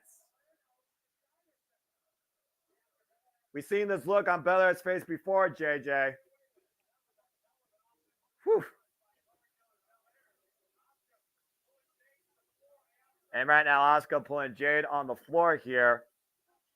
Now Bianca, though, needs to stay focused. Kairi Sane, deep hook. Ooh. Trying to escape. Hold on to her titles. And planted. Didn't get all that spine buster, but took her down nonetheless. Now Bianca going to follow up. On shoulder first into the ring post. Tag made to Asuka. And this might be the finishing note. Hooking her up. Top rope, Kairi Sane, say bon voyage, insane, elbow drop, reverse DDT, cover, 2, and Jade saves the matchup.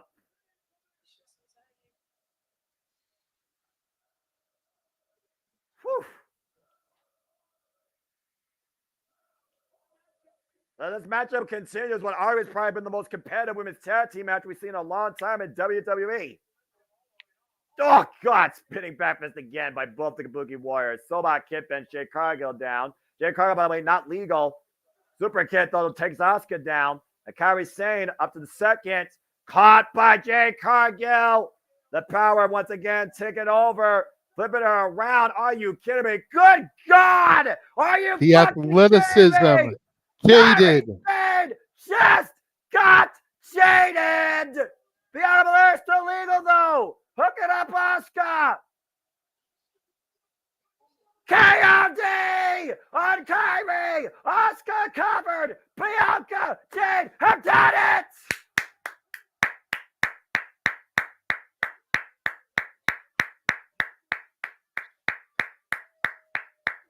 Wow! Bianca Belair and Jade Cargill are the new WWE Women's Tag Team Champions. The Kabuki Warriors have been vanquished. Display of power and develop cohesion with arguably the strongest team we will see in women's wrestling in WWE. On full display here tonight, incredible debut, incredible accomplishment. Take a look at this combination earlier with the DDT, up kick, wheelbarrow suplex, beautiful kip up, Bianca with a near fall. Kairi Sane, though, of course, dropping Bianca Belair with that inside elbow drop, reverse DDT combination. Kabuki Warriors have won many of their matches with that. Jade Cargill, great awareness to save the matchup. Then catching Kairi Sane out of midair, turning her around, dropping her into the jaded position, and hooking her up for that glam slam, fully hitting it while Bianca hit the KOD on Asuka on top of Kairi. And Bianca covered Asuka for the 1, 2, 3, Jade and the EST with the victory. And we have new women's tag team champions, Bianca Belair and Jade Cargill. Congratulations to both these incredible powerhouses and WWE superstars. Well, one thing's for sure, JJ, a storm has risen. Man, incredible moment. Well, as we got another intermission here, again, JJ, go ahead and tell people. Go ahead and give your thoughts, man. You took it in. How you feeling? Seriously, man. You talked about it. I'm happy. I mean, I was trying to get a few thoughts in there during the match. I just wasn't able to get in there. But Yeah, because they're too fast. I'm incredibly stoked. I knew that they were going to take this. There was no question in my mind.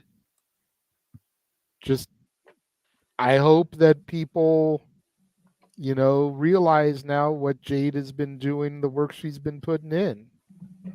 I'm not going to say it was a perfect match. No. There were definitely some slip-ups that weren't all her fault. Yeah. A couple of botches on Kairi's end. Not sure if the referee messed up once or twice. Definitely screwed up the flow a little bit. Yeah, I was like, but the fact that my dad now believes in Jade Cargill kind of says a lot right there. So.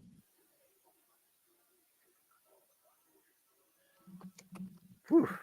Yeah, I mean, again, I feel like there was definitely some miscommunication spots on everybody's part, except maybe Asuka. And of course, following WWE Backlash, as tradition, WWE press conference, we will have the COO, Triple H, alongside Cody Rhodes, AJ Styles, and the new women's tag team champions, Jade Cargill and Bianca Belair. But of course, also after we're done here, we have, more importantly, Jeff Meacham giving his thoughts on WWE Backlash, streaming live across NoDQ.com as soon as this live watch event concludes.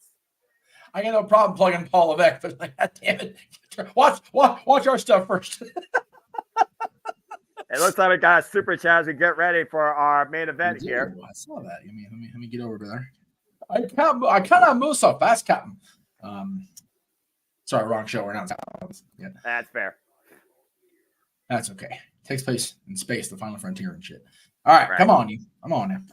Well, there while your computer tries to catch up.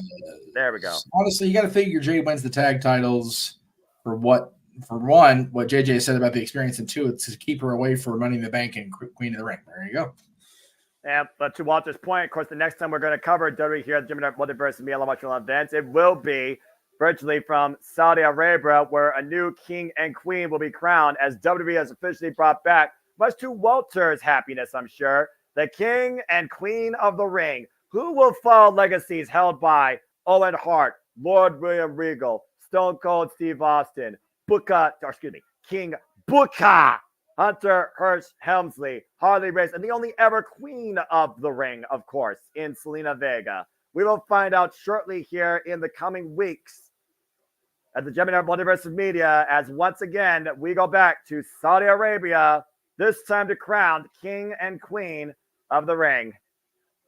Well, of course, Lena Vega was the only officially crowned in a tournament, but we had Queen Charmel, who is now Hall of Famer. We had Queen Deborah, who there you go, JJ. You were asking for the matches earlier.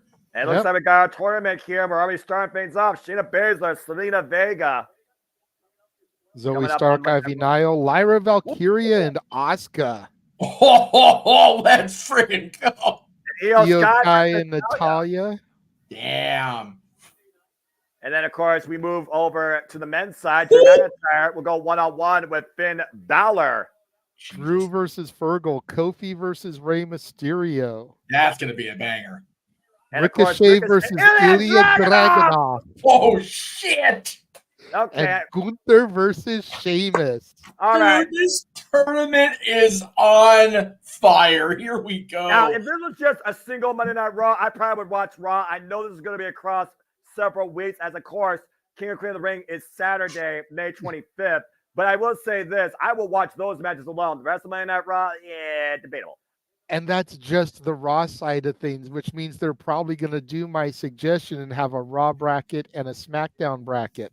All of those are Raw contracted talents. None of them were SmackDown. That's valid. You call that one. That would be ideal, like you said, Jay. That's how they should book it. I am stoked about that, baby. Yes, I'm stoked about what we're going to see next here too, guys. Man, oh man. Styles and Cody Rhodes getting ready to go one-on-one for the first time ever over the richest prize in WWE, the WWE Undisputed Championship. It's our main event. One went from undesirable to undeniable to finally undisputed, while one has simply always been phenomenal. It's Cody Rhodes versus AJ Styles for the Undisputed WWE Championship at Backlash. With you guys as my WWE team, I'm gonna put you on the spot here in front of public, if you will.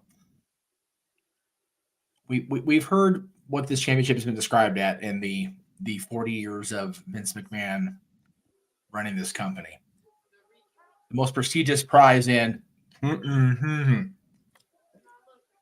we safely say this is the most prestigious prize in professional wrestling now? With all the championships across all the companies being as prestigious as they are, no, I'm not even going to front, but is the WWE Championship finally where it should be, the most prestigious prize in professional wrestling? That's a tough one for me because I'm always going to have a personal bias to the 10 pounds of gold. Okay. Valid. I am always going to believe that that is the most prestigious championship in wrestling. Okay. But to your question of now, is it? I think you'd be hard pressed to argue that point. Okay. Especially considering the fact that the 10 pounds of gold has become a glorified indie championship at this point. Once again, unfortunately, it's not the first time that's happened in its history either. It's pretty much been that ever since the title became the WCW title. If we're being fair, you can argue the slight time when it was the TNA championship and it was being contested on the weekly pay-per-views that it had a little bit of an elevation again, but you know, they were not as prominent during that era as they should have been.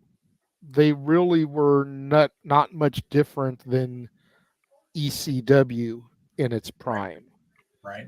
So you could argue that even during the early NWA TNA era, it was nothing more than a glorified indie championship. Okay, that's valid. But I think, and I know Noah's gonna hate to hear it, but I think he can admit it. With the run that Roman just came off of, it's hard to acknowledge the fact that he did not take this belt back to the prominence that it truly hadn't seen since the 80s. Yeah. No, and that's not to disparage or disgrace any of the champions of the 90s or the 2000s. Right. You know, from Brett to Shawn to Austin to Rock to Taker to Cena to Edge. Roman did shit with that title, whether you liked him or you didn't like him. that hadn't been done since Hogan. Yep.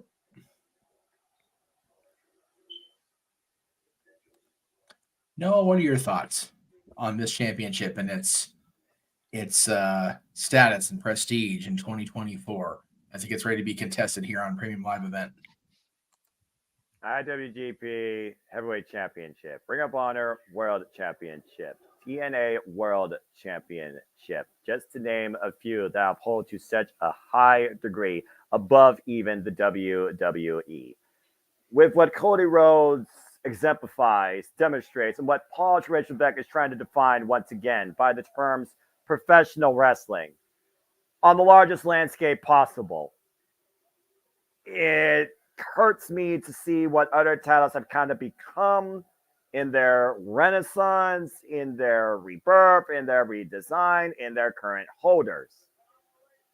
But there's one constant that I can't deny as a fan since 1992, and that is the WWFE Championship has always held a presence, but never a degree of importance since before I freaking started watching it and learning shortly after in the 90s. And then I haven't seen the likes of, to a degree, a presentation since Roman Reigns, despite the fact he barely defended it in the later last year. But what they did to make Cody Rhodes hold it to such a degree of importance and display it as such, I can't argue right now that arguably the WWE Championship is finally where it truly should be, as the title of the industry in professional wrestling. I love it. There you go. For those of you that are at the Virtue Nuptials, as well as everybody else in the surrounding area, SummerSlam tickets on sale this week. So if you're planning to go to SummerSlam, hopefully you don't blow too much on the wedding gifts. It's going to be expensive to the stadium in Cleveland. I will decide if I'm going to SummerSlam or not officially by the end of June. There you go, brother. Gentlemen, it's the WWE Championship, the most prestigious prize in professional wrestling. First time ever one-on-one match, guys. Enjoy it. I'll be back after for the full recap across the multiverse as well as across NoDQ.com. Jessica Carr, our official for this match. Huge moment for her. AJ Styles, again, defined by one word because he has to be that. Phenomenal. As we wait for our WWE champion to enter his first main event defense. And his first defense in general. Got the tension with a knife. The energy is palpable. I'm still trying to figure out what they're singing because they were doing this last night during the face-to-face. Every time someone said phenomenal, like they started doing this. Well, I know what they're about to sing. Wrestling has more than one royal family. Whether it's in France or in English, everyone knows what this sign means when it's on the screen. As the American Nightmare is finally about to enter the arena.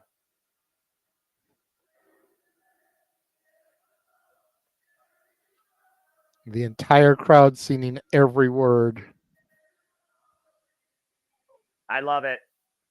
11,600 plus stat to the rafters. Leon France. Whoa. Boom. That's how you do it. The son of a plumber. The American Nightmare, born from the American dream, finally achieved his lifelong destiny in defining a legacy for his already illustrious family and creating a kingdom. The undisputed WWE champion, the American Nightmare, Cody Rhodes. You can only imagine what his father's thinking looking down on this from heaven.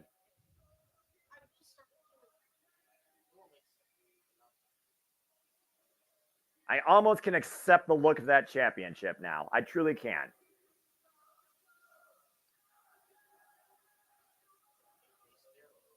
Whoa. Not copyright. That's why we're not singing it.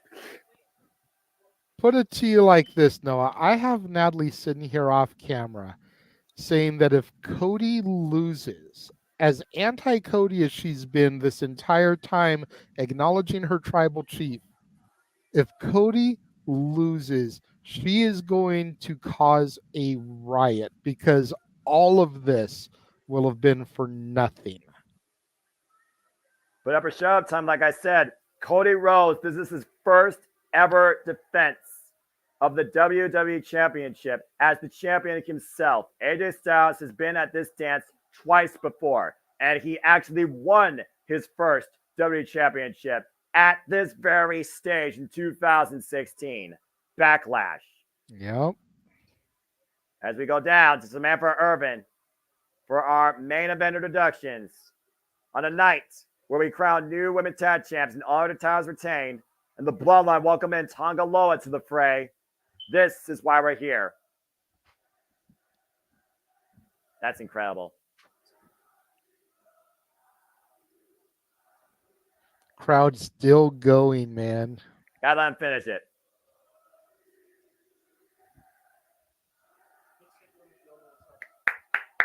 That's crazy, man. That is greater than any Judas sing along I've ever heard in my life. All right, Snap, I don't know if you've been to too many concerts, Noah, but every now and again you'll go to a concert where an artist has just got that song and the crowd just takes over from the singer and they'll just stand there and let the crowd have that moment. And that's exactly what this France crowd, with all the themes, going back to Orton's tonight and now Kingdom and some of the others, that's what it reminds me of. Challenger, phenomenal AJ Styles. 46 See, years here of they age. go again. They just introduced AJ, phenomenal AJ Styles, and they're doing it again. The camera is shaking, dude. They're just bouncing. I mean, again, we don't know. 25 years in the game. Champion. 38 years of age. 17 years in the game. The 148th WWE Champion. The American Nightmare, Cody Rhodes. They even stepped on Samantha doing the introduction. Look, they don't know when they're going to get an opportunity like this. Let the audience own the night as far as I'm concerned, as Jessica Carr is about to hold the richest prize in professional wrestling. Crazy. You see Jessica Could he Carr. be kissing that title goodbye, though?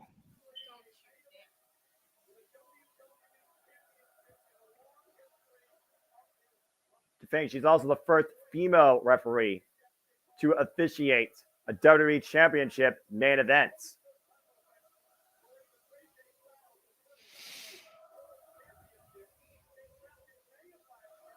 AJ Styles has not been involved in the World Championship picture since May last year, though, JJ.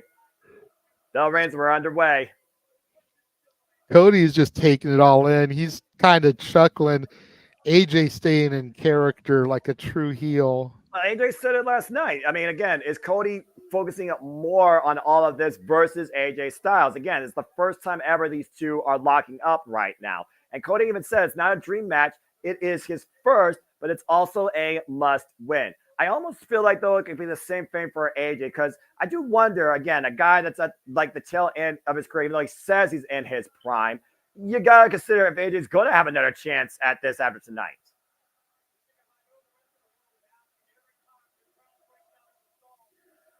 There's a car forcing the break right now. The crowd again breaking out in song.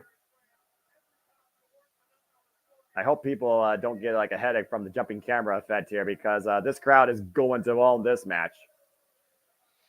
Okay, I just heard Corey Graves say on the commentary desk that this chant is something about the word phenomenal. It's something traditional that the French people break out in every time they hear that word. So we may be hearing that a lot tonight. Yeah, imagine, though, what that word's going to mean after this match tonight. See Cody Rhodes right now grounding AJ Styles, middle of the ring. Of course, Tyler, a chance to be a pinfall submission inside the ring. Has this takeover, and Cody escapes. we talk about, again, though, the tail of the tape, you can look at the accolades of both of these men that have taken a different journey. Why AJ has done everything possible to find himself as phenomenal. He did it all on his own. People can say what they want about Cody Rhodes doing a lot of this on his own, but again, he had that family name. He had Rhodes. He had Hall of Famers. He had great legends, former WWE champions endorsing him, guiding him, mentoring him. AJ had none of that.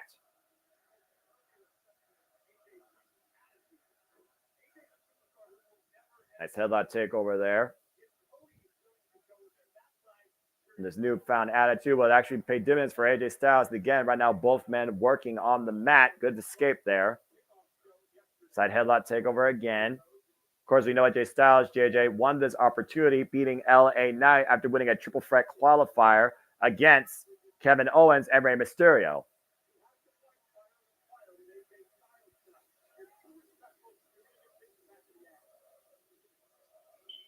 Cody Rhodes can't take AJ Styles lightly. I don't think he's taking AJ Styles lightly, but I also don't think Cody Rhodes right now is being as aggressive as AJ Styles.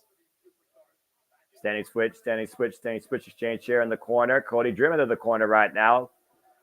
And finally, we have a momentary break in the action.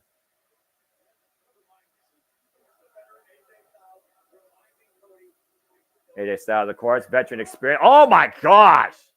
That's a receipt from last night.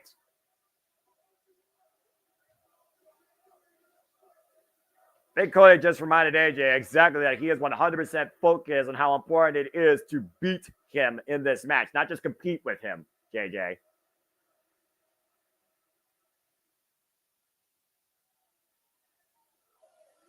Get to the midsection by AJ Styles. Nice knee shot there. Cody Rhodes up in palm strike in the corner.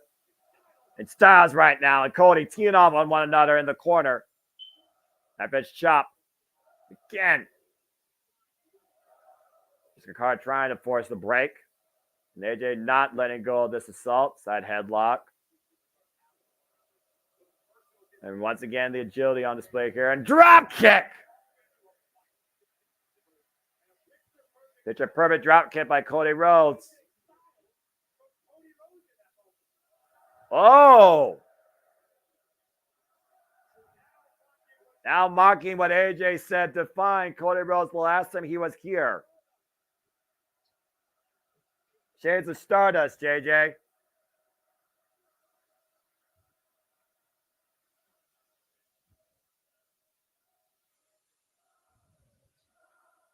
Again, JJ, we talked about it before, though. AJ Styles, former PWG champion, Ring of Honor Pure champion, TNA X Division champion, defined the X Division, first ever champion with that title you have behind you. Former TNA World Champion, two-time IWGP Heavyweight Champion, former Rev Pro Heavyweight Champion, and two-time WWE Champion, amongst so many other accolades. Whoa! And AJ Styles reminded the world exactly how phenomenal he is with his own drop kick.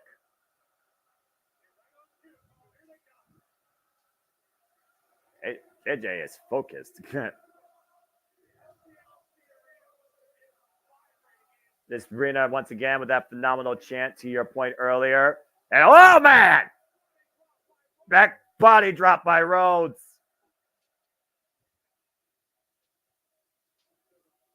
Oh, Cody with a quick cover. Didn't even get one count. Take a look at the replay here, JJ. Beautiful drop kick by AJ Styles, but then that ridiculous body drop to AJ by Cody. The height.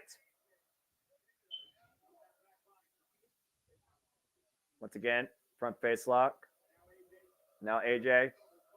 Cody Rhodes hoisting up AJ Styles in the stalling vertical suplex position. Again, we talk about how important this match is, not only for Cody Rhodes, but for the legacy of the WWE Championship. Oh, that you defined the new era. Big gore buster there as he drops AJ Styles face first on the mat. Yeah, you okay, brother? You seem like you're super focused. You okay, brother? You okay?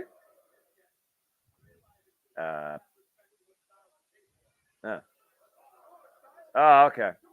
The shoulder's down right now. And of course, again, folks, we are talking about the importance of the WWE Championship here. Then take it down! Gosh. Of course, Cody has not talked about, of course, that arm and that shoulder. We wonder if that shoulder got damaged during that match with Carmelo Hayes, and AJ Styles looking to exploit it. If it wasn't hurt now, if it wasn't hurt prior, probably is hurt now. Big arm ringer to the left arm, and AJ Styles has picked his target. Looking to once again be on top of the WWE for the third time. Of course, AJ Styles first won this title back at Backlash 2016 against Dean Ambrose. Took 25 minutes. Second time he won was against Jinder Mahal. It was on a SmackDown in the UK. And of course, that was his longer reign. Held that title for 371 days. Cody Rhodes, of course, who ended the reign of the Tribal Chief after a remarkable 3-year-plus reign.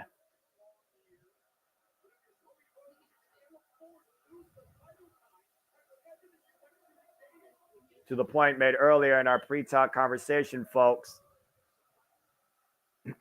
Again, technical difficulties, folks, but it's all good. We got JJ here, and that's all that matters. We are all part of this story continuing to unfold, and we are all here with you at Motiversive Media. Mother Nature can just be a bitch. Just no. Thank you. She is a bipolar, insane person, and it's okay. And fair enough. We're going to let JJ have the opportunity to reboot while we try to get her. Cover. Yeah, please. Cover. Try to get into the wind. I'm about to say, I mean, again. Oh! Pop-up uppercut. But it's a Guri by AJ. Man, these two have been doing everything I knew they would, guys. This is awesome. Well, again, we talked about, how both these men have defined their own journey, their own legacies. It's Cody Rhodes, though, that I think took a whole different road versus AJ Styles, and that's what AJ Styles is trying to prove here tonight. AJ's been consistent in WWE since 2016. Cody ended up leaving to try and find his own name. Dude, I will tell you from experience, those ring ropes are not friendly, and they will whiplash you to no end. Yeah, I'll say that's still cable. Oh, yeah. Cody Rhodes now with some critical time to recuperate to get back in this, grasping his midsection and looking to follow up. High-risk offense. Cut coming in with the tope suicida. Very nice possum there by JJ. By JJ as he comes in. By AJ there as he was laying low there waiting for Cody to try to strike. See the intensity in AJ Styles that might be further than Cody Rhodes as he looks to break the count and continue damage on the outside, JJ. Ugh. It's all right. We all are here together.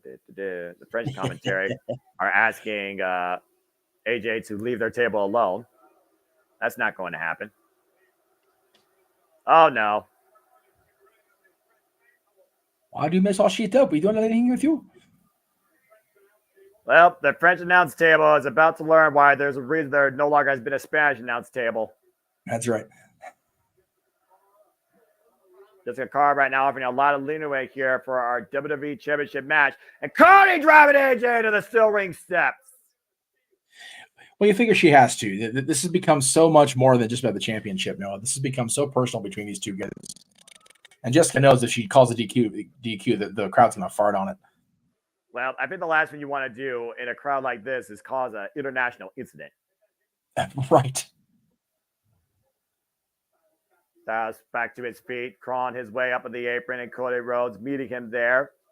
Both these men exchanging. Cody on the inside, AJ on the outside. AJ driven face first into the top turnbuckle.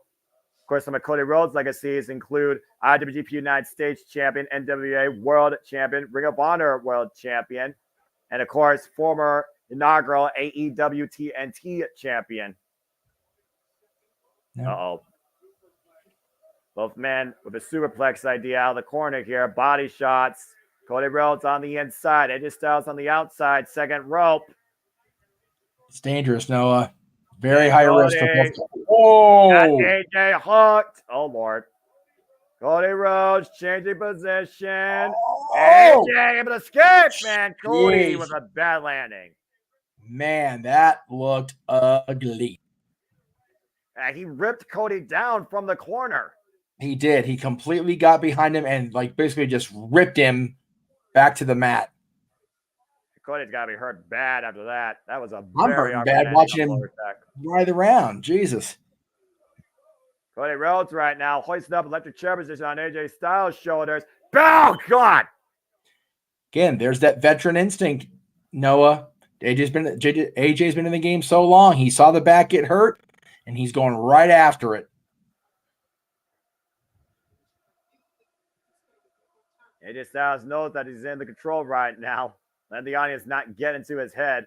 And off the second rope, beautiful moves. Oh, but it's the knees. Nice counter there. Not even a counter. Nice defense by the American Nightmare. I mean, again, you put your own body in harm's way to preserve yourself just a little longer.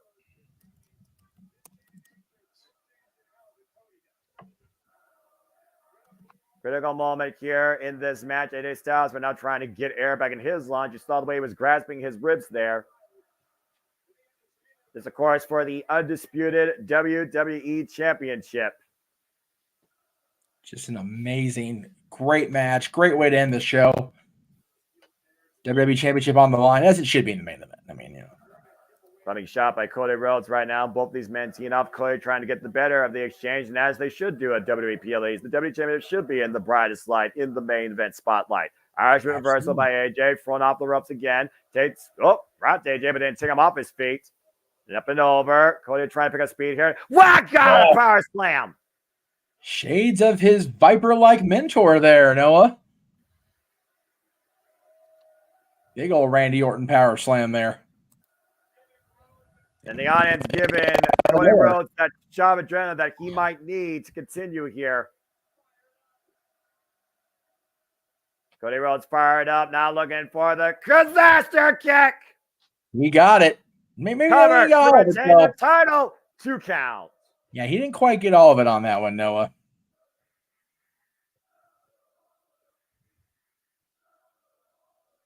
But at this point, it's Cody Rhodes downing himself. Take a look here again. To your point, just a tip, it looks like.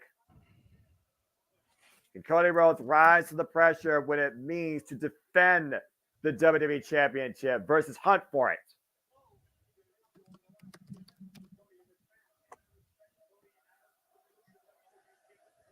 JJ, we know you're having a little bit of the connection issue. Where are you at? Where are you at in your head watching this, man? Say, we could get some feed here from a dude. I would love to hear what the Renegade has on his mind. And I know that he's on delay. Cody Rhodes, though. Cody Rhodes once again up in the electric chair. Cody Rhodes able to roll through, cover, gets a 2 count. Now AJ Styles hoisting him out. Ushigoroshi. Right in the head of the back to cover. 2 counts. Oof. JJ, I wanted to ask you, since you're back in here now. We've had the discussion all throughout our time together and all throughout, their runs in WWE and in the Indies. AJ Styles is the greatest generation. Bryan Danielson's the greatest generation. I wonder if that's renting space in Cody Rhodes' head as the WWE champion, as the standard bearer, having to go up against a guy that, for the most part, people consider one of, if not the greatest of this particular generation. You would potentially think so, except for the fact that in every promo he's done, Cody has acknowledged how great Cody is and taken nothing away from that. He carves his own legacy. He doesn't compare himself to anybody. Nice running bulldog there.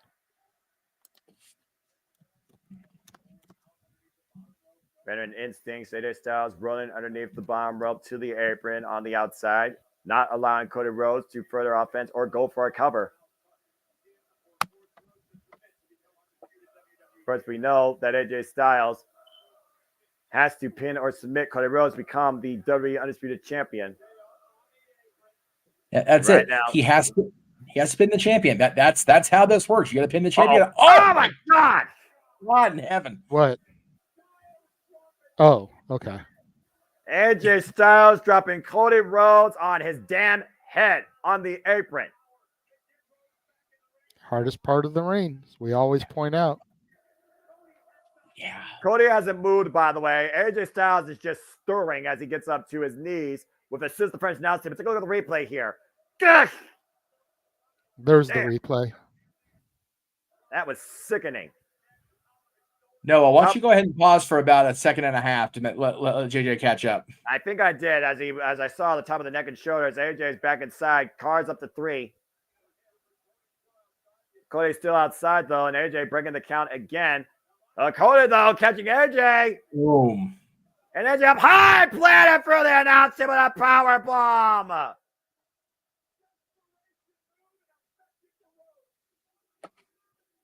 Desperation, but nonetheless, critical moment here for the champion. As both men lay down and then Jessica lays the countdown, they're going to the replay again of this power bomb. I'm going to acknowledge the ding, ding, ding super chat. Fuck off. I am one with the Force, and the Force is with me from Matthew Hostetter. I accept the challenge. Red 5 standing by. We have our third for Jeopardy, JJ. There we go. So, Matthew, make sure you send Jeff a private message on Facebook or Twitter, some form of social media. That way he can get you the link in time to do a audio visual check before we go live tonight. Yes. And to Ramit, I know you just joined. Pay attention. Oh, okay. We're going to ban them. I was going to tell them super chat if they have questions. It wasn't a question. He was putting in news based on information from what? So I didn't ban him. I just timed him out. After 9, and both men break the count. I didn't see information. I saw a question about which company has the better women's division. Oh, there was a comment above that. Exhaustion has to be setting in at this point, guys. We are in the deep end now of this WWE Championship match for both men.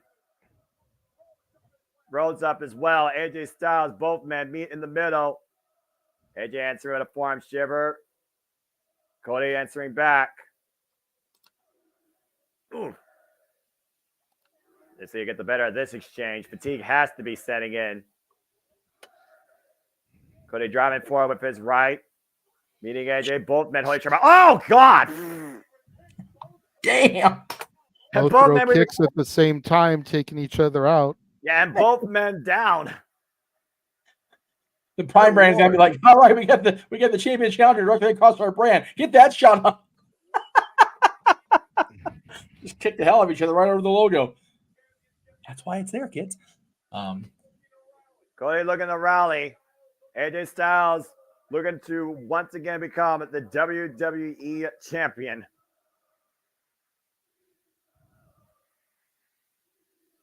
Both men right now stirring up to their feet. JJ opposite corners. You see the fire in their eyes. You see the intensity in them. You see the drive. They want it. Who wants it more? And here we go. Center ring. Rosen style squared off. Cody with shots to the midsection. And phenomenal offense. Missed the final shot, though. Uh-oh. Now Cody teeing off with the jabs. A little flip, flop, and fly. Might be looking for a bionic elbow. Shades of the old man there. Gets a 2 count. What a main event match here. Whew. 11,600 plus on hand capacity crowd reacting. First ever WPLE live event in France. WWE Backlash. For a match that wasn't booked for a dream match, this is sure one hell of a first, JJ. That's fair. I mean, in a lot of ways, it is a dream match. I just don't understand their logic in not going that route unless they were trying to take a shot at Tony Khan. Well, I also think it's a testament to your own will when you don't think about who you're in the ring with. You think about why you're in the ring with that person. And AJ Styles catching Cody Rhodes off the attempted Cody Cutter. Now hooking him up, hoisting him up. You got to be kidding me. Oh, no. Wait a minute. That's a straight reversal by Cody Rhodes. Styles up. Styles out the back door, though. Driven to the corner. Catches Cody coming in with a single leg kick. And the snap exploder in the corner. Yeesh. Both men laid out again on the rain apron. Jessica Carr checking in on both of them, making sure they're okay. Well, that was an awkward landing for Cody Rhodes, but he was in close proximity of that exploder. So, again, I'm not sure how much he actually got out of it. As he slipped down the second and top turnbuckle. This audience is insane, and I love them for it. For real. Please. Nice backbreaker there by AJ. Yeah, he drew his knee into the side almost of Cody Rhodes. And AJ, right? What's AJ looking for here? Uh-oh. And AJ, Looks like he's setting up for the phenomenal forearm. or a big 450 splash. There you go. He may be done for. And Cody covered by AJ. Hook of the leg. 2 count only. I'd like to see him break out the spiral tap here in Paris, France. You know, That'd be such a callback. Take a look at the 450 here on the replay.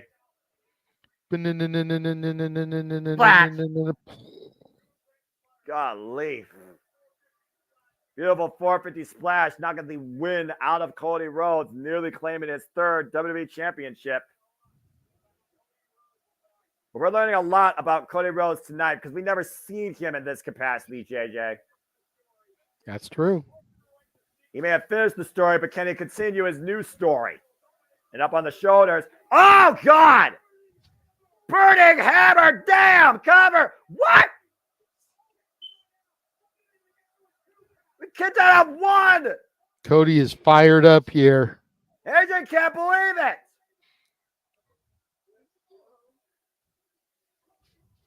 Cody is begging for more offense from AJ Styles. He wants more punishment. Cody trapping the leg, though. Now, once again, going off the second rope. Cody cutter! Connects. Cover! God, a kick out. That wasn't going to be it. That shot of adrenaline by Cody Rhodes allowed him a beautiful Cody cutter. Look at this burning hammer, by the way, and the way that Cody Rhodes lands. Insane burning hammer. Then the Cody cutter, to your point, Bam! Noah, drops him right there on the Prime logo. Yep. Great lateral press, all the body weight on the upper body, but only gets a 2 count as AJ kicks out. But Cody taking a long time to go back to AJ. How much has been taken out of him here, Noah? In the final moments, you got to figure this matchup. Well, to be fair, we haven't seen your man pull out the kill shot yet. We haven't seen the crossroads or the Styles clash or the phenomenal forearm. And Cody Rhodes is somehow back to a vertical base. AJ Styles right now just trying to get back up to his feet in the corner with assistance of the ropes. Whoa, man! Cody just ran over AJ with that clothesline coming in. Again, grasping that left shoulder, though. Something right now inside Cody Rhodes is driving him forward in this match more than ever before. Cody looking to hook AJ Styles up for the crossroads. Nice snap there, though, by AJ, forcing the break. Pele kick! Caught him right between the eyes, JJ.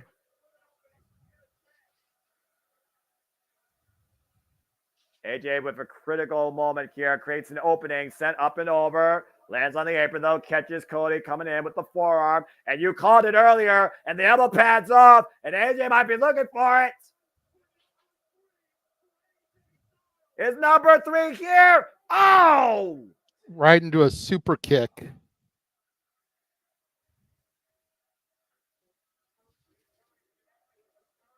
He hit him in the sternum, by the way. He didn't hit him in the jaw. He literally knocked the wind out of AJ. Cody Rhodes once again back in control. And what, Kimura?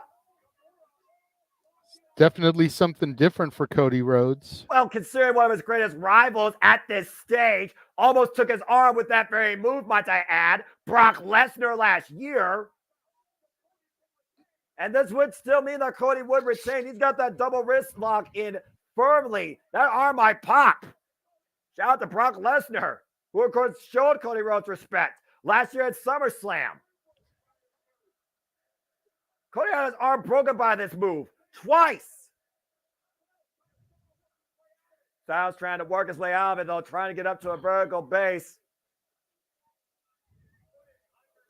Finally got his footing underneath him. Forcing the break.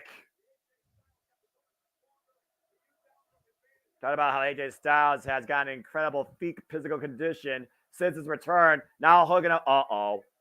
Styles might be looking for the Styles clash. Cody, great awareness. Blocks the shot. Once again, looking to hook up AJ Styles. Got him set up there, Noah. Wait, AJ Styles counter. Now AJ trying to hoist Cody up. Cody able to counter the backslide, the slip out to Cody. Sits in. Deep cover. Whoa. Would have been a trip to see Cody retain without the crossroads. Right, but how about this? Top rope Cody Cutter. Good God, that was messy. Jesus. Put out all the damn stops.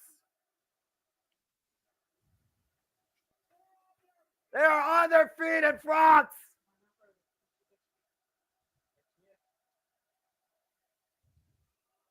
And Cody might be finally calling to finish this match. Cody hooking AJ up. Crossroads connects.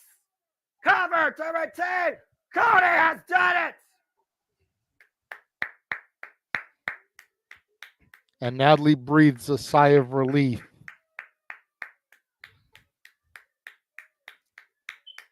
Good Lord, what a war of attrition. And it took only one Crossroads to finish this. That's not a statement win, JJ. I don't know what is.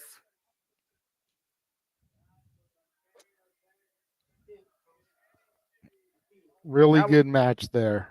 That was one hell of a main event, worthy of the WWE Championship and absolutely worthy of the main event. As Cody Rhodes can officially usher in the new era, first defense successfully of the undisputed WWE Championship.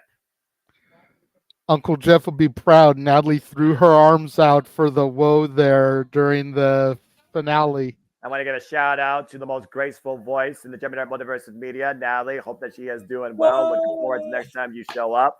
As Cody Rhodes has once again proved why he went to the lengths he did to finish his story and continue his new one tonight with his first title victory. Let's take a look at the replay here. Towards the end of this match, look at this ridiculous top rope. Cody Cutter didn't get all of it, almost turned into an impromptu DDT. Look at the way he grabs AJ's head and watch how AJ lands. God! Yeah. Cody. No, he got all of it, just AJ was too close. That's why the fall looked a little bit sloppy there. Yeah, but he still got all of it. That Crossroads, though, was picture perfect, and that's all he needed to get the win. That's what happens when you cover after one Crossroads. Sometimes you actually win, Cody. As we usher in, again, a new era that will officially start on Monday night with the new drafts on the Raw and SmackDown rosters as we look towards crowning a brand new king and queen of the ring. Cody Rhodes remains triumphant tonight, the face of WWE and still undisputed WWE champion. On an absolutely incredible night, first time ever occurrence in Lyon, France.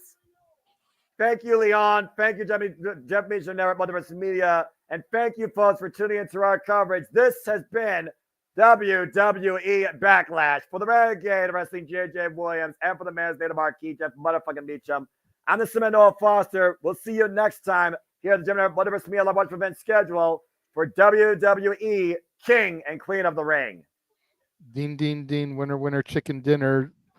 Another $10 super chat from my pop here. Noah and JJ, another great job calling the matches. Thank you very much, sir. I always appreciate the love and compliments from you. Anytime you can tune in and join us for these watch-alongs. It's always a pleasure. Always a blast. Yes, and again, make sure you guys stay tuned in as immediately following me and Noah basically ducking out from here, Jeff will be doing his live recap of Backlash here and on the No DQ side of things. And then at 2 o'clock Pacific, 5 o'clock Eastern, Noah, Walter, and I will be coming together to discuss who will be the next champions of the main World Heavyweight, Mid-Card, and Women's Championships across WWE, AEW, and TNA. You're not going to want to miss out on any of that. And of course, that's going to lead right into our Retro Dads double feature for Star Wars Day. And then it kicks off open mic night for Star Wars trivia in the style of Jeopardy. All the things today. Fun-filled, content-full day. And much like we said for WrestleMania week, if you can't find something to enjoy across the multiverse of media today, Yeah, get the hell out the fandom. We've got That's it. professional wrestling watch alongs, we've got a recap, we've got Star Wars content, we've got a game show, we've got a discussion format show, a little bit of something for everybody across the buffet. And with that, I am going to depart, gentlemen, so that I can hopefully be back right on time for our next meeting, Noah. I will Yes, sir. see you in roughly an hour to discuss who the next champions will be as I leave Jeff and Noah to wrap things up here. See you JJ, we'll then, see you at brother. the top of the next hour, brother. Hopefully. Thank you. Whew. What a show. My goodness. Good Lord Almighty. That crowd made that thing felt absolutely phenomenal, way beyond the name of the show itself. That was truly something special. No, I really did. I'm looking forward to covering this here on the multiverse, and the no DQ room is all waiting for me. I love it. You love to hear it. So yeah, I will be going live there at the top of the hour, so we can just BS here for a couple minutes before I hit that live button, because Aaron doesn't like me doing the pre 5-minute bullshit on his channel. Oh man, what a it's funny. I was kind of dreading the day only because of how long it was going to be and how out of it I've been, as far as like how out of touch I've been with everybody. But man, that was a fun show. I'm looking forward to recapping it for the No DQ Galaxy and for the multiverse of media here. And then man, we just keep on going. It doesn't stop here. The professional wrestling industry doesn't stop, and neither does this multiverse of me. And I love covering all these shows, all the companies, all the promotions, all the professional wrestling. Damn it, this was really fun, despite Mother Nature being what she is. Yeah, it was just unfortunate it had to happen during the main event. It's like it couldn't have happened, at the top of the show, and had it let's work it out for JJ before we got too hairy. But it's all good. Hey, we still got some of his calls during when it mattered the most. So that's all that matters. Yeah, Daniel, I will tell you this. You're talking about watching Police Academy or watching Star Wars. Hey, you got plenty of content across the multiverse here, right, all day. And if you want to, feel free to watch a Star Wars movie. I'm not going to tell you not to watch Star Wars movies on May 4th. That's just like sacrilege for if you're one with the Force, and I get that. But I encourage you to watch our stuff, because we've got our dad's retro recap of the movies, all 11 live action movies coming up at 8:00 Eastern. We've got our top 10 characters within Star Wars Galaxy coming up right after that, and then we do the Star Wars trivia. So I am encouraging Emmanuel to keep watching the movie so he can hopefully contest well during Jeopardy, but we'll see what happens, because now we've got two challengers, one of which I know is a Star Wars geek, because Josh Mansfield has been long seeking Ezra Bridger's lightsaber from the parks. So, but fair enough. All right, I'm going to go ahead and start the live stream over on NoDQ.com. Noah, thank you very much for your voice as always, my friend. We will see you and JJ and Walter at the top of the next hour for our Who Will Be the Next Champion stream. So stay tuned for that, folks, across Multiverse Media. Sounds good. Bye-bye. Thank you, sir.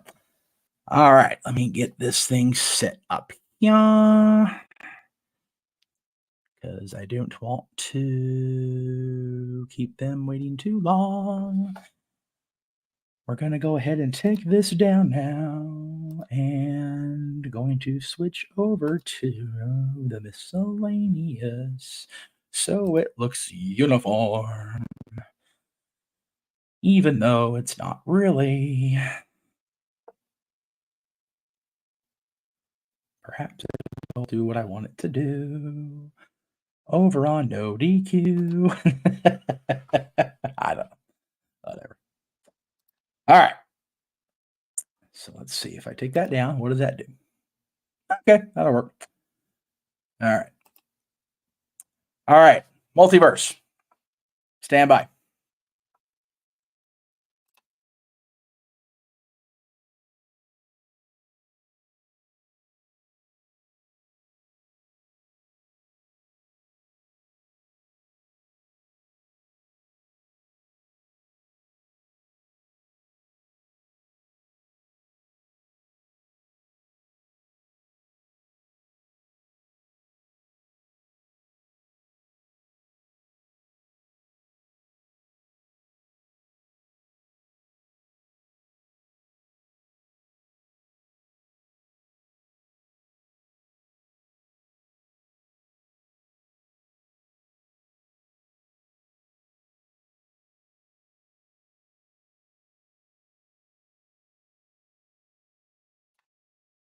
No DQ Galaxy and Jeff Meacham, Multiversa Media. We are indeed live with my reactions, whatever you want to call it, recap of WWE Backlash live from France. Welcome into the No DQ Galaxy. You are joining our already in progress stream across the Jeff Meacham Network Multiversa Media. What the hell did Aaron send me on video? What is he doing? It's like, damn it. Oh, no. Aaron sent me a video on my phone, and of course, I'm on the phone doing the no DQ thing. So, Aaron, if you're watching, send me the video on Messenger because I can't do anything about it right now. So, welcome in No DQ Galaxy. Good to see everybody again. If you want me to interrupt my recap of Backlash with your comments, please super chat. That's how Aaron does it, folks. And of course, Multiverse Media, same thing over here on you guys' side. If you've been watching for the last 4 hours, then a recap is kind of silly on the Multiverse Media. But if you have not been watching our Multiverse Media coverage, welcome in again. Thank you guys very much. Much appreciated. Let me go ahead and get the No DQ logo up. There we go. Hi, we're on No DQ.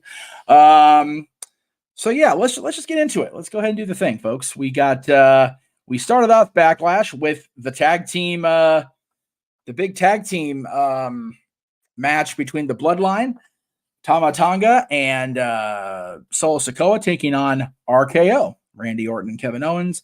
Shout out to Tito, by the way, for doing the recaps on NoDQ.com, the actual website today as we went along. Thank you to Tito for helping me out because I'm going to definitely be reading off your notes.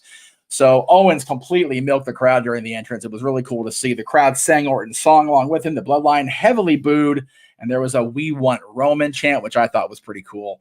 Owens got in Tonga's face. All four men immediately started brawling before the bell rang. Officials came in to try to settle things down. Owens gave one of them a stunner. The security guards, Nick Aldis, of course, came out and decided that that wasn't going to work for him, brother, and made the match a no disqualification match instead, which was just great. Thank you for that. I appreciate that. So once they changed it to a street fight, and then Aldis had the referee. Oh, hi. Hi. We can't hear you. Give me a second. I don't know if it's so. Hang on. Please. So if you're watching the No DQ side, we got the No DQ team breaking in to the thing from the wedding. So much for that. Okay, let's try this again. Oh, there we go. Now I can hear you guys. Hi.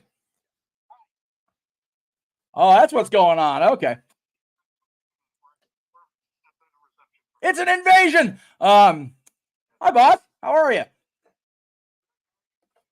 Yes, I realize the music's still playing. Sorry about that in the chat room. I didn't turn the music off on this end. Sorry, guys. Give me a second.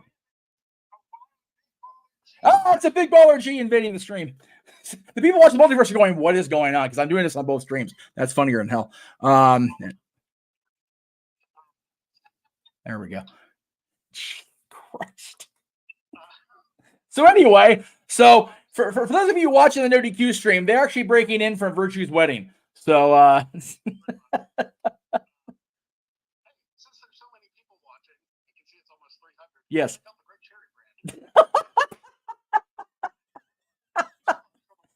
Hey, you're totally ruining my bit for later. I was gonna plug all of my shit later. No, you're good. Oh my goodness. There we go. Miss Cheeto says someone pop that cherry. There you go. Very good. Oh my goodness. Yes. Filling in for me with 4 out of the 5 matches. I appreciate that. Shout out to France. Those fans are amazing. Yes. Such a great energy. And thank you, Jeff, for filling in tonight. And we're not going to take too much of your time. Oh, wait, we got one more cameo on the No DQ recap. It's the Cleaver. Hey, the Cleaver's here. So, We don't want to get booted out. So Cleaver, the photo you sent me in the Photoshop got a huge pop. We can let him know he's walking away. But yeah. So anyway, thank you guys for popping in. I appreciate it. Always good to see everybody on the DQ team. Love y'all. It was a complete run-in. Okay, I'm gonna try to bring the controls over here for the what do you call it? The No DQ stream, so I can just go back and forth a lot easier. Okay. So anyway, let me where'd it go? There it is. Where the hell was I? I still talking about the opening tag match. Yes, I was talking about the opening tag match. Okay, very good. Just making sure because I never know what I'm doing anymore. All right. Now, let me go ahead and it's gonna get loud in a hurry. Turn that off first of all. We don't want to do that. We want to not add me to the screen. Okay, so let me try this again now that I'm actually in control here. So Owens, once the bell actually rang for the official no DQ stipulation, Owens got in Tonga's face. All four men immediately. That's right, I read that. Just kidding. So then all four men started brawling throughout the arena. They were going through the stands for several minutes. Owens came off the barricade at one point with a frog splash to Tonga. Orton then slammed Tonga onto both announce tables. Owens gave Sikoa a DDT on the steel steps. Owens set up an outside table and put Tonga through it with a frog splash off the apron. The Bloodline finally gained momentum for the team when Solo Sikoa put Orton through another table with a Samoan drop. Solo gave Owens a hip attack in the corner, and Tonga hit Owens repeatedly with a trash can lid. Owens tried to fight back, but was outnumbered. Tonga was going to use a chair, but Orton got back into the mix. Orton hit an RKO on Tonga, but Solo broke up the pin. Sikoa tried to give Orton a Samoan spike on the announce table, but Orton turned it into an RKO. And then back in the ring, Owens hit Tama Tonga with a chair repeatedly and set up multiple chairs. Owens ended up giving Tama an avalanche brainbuster through the chairs. Owens went for the cover, but Tonga's brother, Tonga Loa, made his WWE debut and pulled the referee out of the ring. Sikoa then finished off Owens with a spike, and the 1, 2, 3. Your winners are the Bloodline. Crazy how that turned out. Everybody was kind of anticipating the arrival of Jacob Fatu, and instead we get Tonga Loa, which was just crazy. And yeah, to Mr. Penguin's point, the Guerrillas of Destiny are now both in WWE. That is crazy. Again, shout out to everybody watching. I love that there's almost 400 people watching between the two no DQ feeds. That's really cool for Aaron. That's really neat. And of course, we've got people watching, of course, on the Multiverse of Media. So thank you guys for that. Daniel on the Multiverse of Media side is saying that tag match in the opener was, I think, in the French crowd must have said this is extreme, but I don't know the French translation for this is extreme. Well, there you go, Daniel. Appreciate that very much. Thank you. All right. And yes, Bullet Club slowly coming to WWE, Mr. Penguin. We shall see. That could be the case. So after the Randy Orton and RKO versus Bloodline match, we had the WWE Women's Championship match, the Triple Threat. Bayley defending against both Tiffany Stratton and Naomi. Crowd was hyped. The crowd was really hot and hyped all night. I got to say, I got to give the crowd major credit for that. They were on point all night. One of the loudest crowds I think I've seen on a WWE pay-per-view, premium live event, whatever you want to call it. Very cool to see the folks in France come out in force. That wasn't a play on May the 4th, but we'll go ahead and go with it. Just super cool. So thank you to everybody that's popping into the chat rooms on both sides. It was following along during our stream across the multiverse and now here on the recap at NoDQ.com. But the crowd was really hot. Lots of French chants. All three women kept inside the ring to start, with Tiffany playing the heel, of course. Tiffany tossed Naomi and began to work on the champ, Bayley. Tiffany hit the Alabama Slam at one point, but Naomi recovered to break up the count. Naomi got some momentum and speared Tiffany through the ropes, but Tiffany recovered quickly and did a handspring flip, kind of in the style of China. On the barrier, Bayley recovered and went after Tiffany and then went for Naomi, but Naomi recovered and hit a beautiful, it really was a great blockbuster move off the barricade onto Bayley. Bayley then worked on Tiffany again, almost got a pin via split-legged moonsault. Beautiful split-legged moonsault from Bayley rather, but no, Bayley worked on Tiffany and almost got, but Naomi broke. I think Naomi broke up that pin. Sorry, there was a typo from Mr. Cheeto. That's right about that. I kind of messed up on that one. And yeah, it really was. That was one of the best crowds I think I've seen in sports. To Ash's point, I know you're going to talk about sports, but since I'm here, I'm going to do it. Yeah, the sports crowds in Europe always seem to, show up and show out. They really do. So shout out to the folks over in Europe. Many near falls. All three ladies hit in the ring together. Bayley disposed of Naomi and hit the belly on Tiffany, but only got a 2 count out of it. Tiffany then got Bayley to run into the post, and as she tried to take advantage, Naomi pulled Tiffany out of the ring. Tiffany then fended her off and gave Naomi the Alabama Slam on the announce table. She also did the same to Bayley. It looked like Bayley kind of HBK'd her back on the table. Hopefully that won't have lasting repercussions. Tiffany then put both Bayley and Naomi back into the ring to try to hit the prettiest moonsault, but both ladies moved, and then Bayley and Naomi, and after a series of roll-ups back and forth, Bayley rolled up Naomi to retain the title. Kind of a weird finish, I guess. To Ash's point, kind of a sluggish women's championship match. I liked it. The finish seemed a little off for me. I don't know if that's just me being an idiot, but I liked it. Just the finish seemed kind of rough. And again, Mr. Penguin, there's going to be an announcement at some point in the next few minutes here. We're kind of waiting to see. I know they've got the coverage on. Let's see if I can turn on channel 4 here. NBC. They're going to announce something regarding WrestleMania during the pre-show for the Kentucky Derby. So Peacock's doing their job. NBC's doing their job. They definitely are making us wait and see what happens, and they get that brand synergy with NBC Sport. Can we possibly? Thank you. NBC Sports and WWE. What the hell's going on with this thing?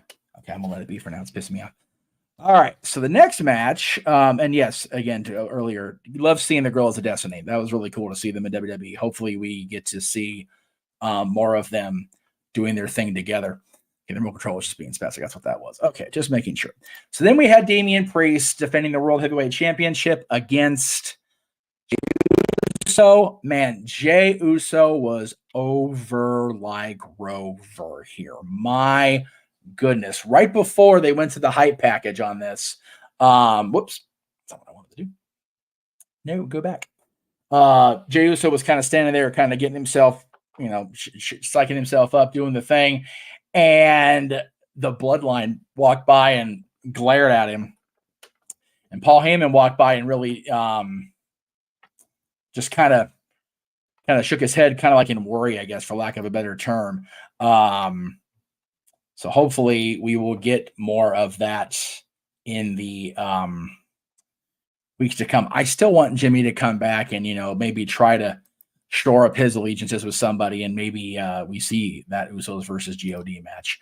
But we'll see what happens. So Damian Priest again out with for the World Championship match against Jey Uso. Priest walks out after Jey Uso, and Jey Uso came through the crowd. Really cool. They kind of had like the Firefly lights set up, kind of like Bray Wyatt used to do.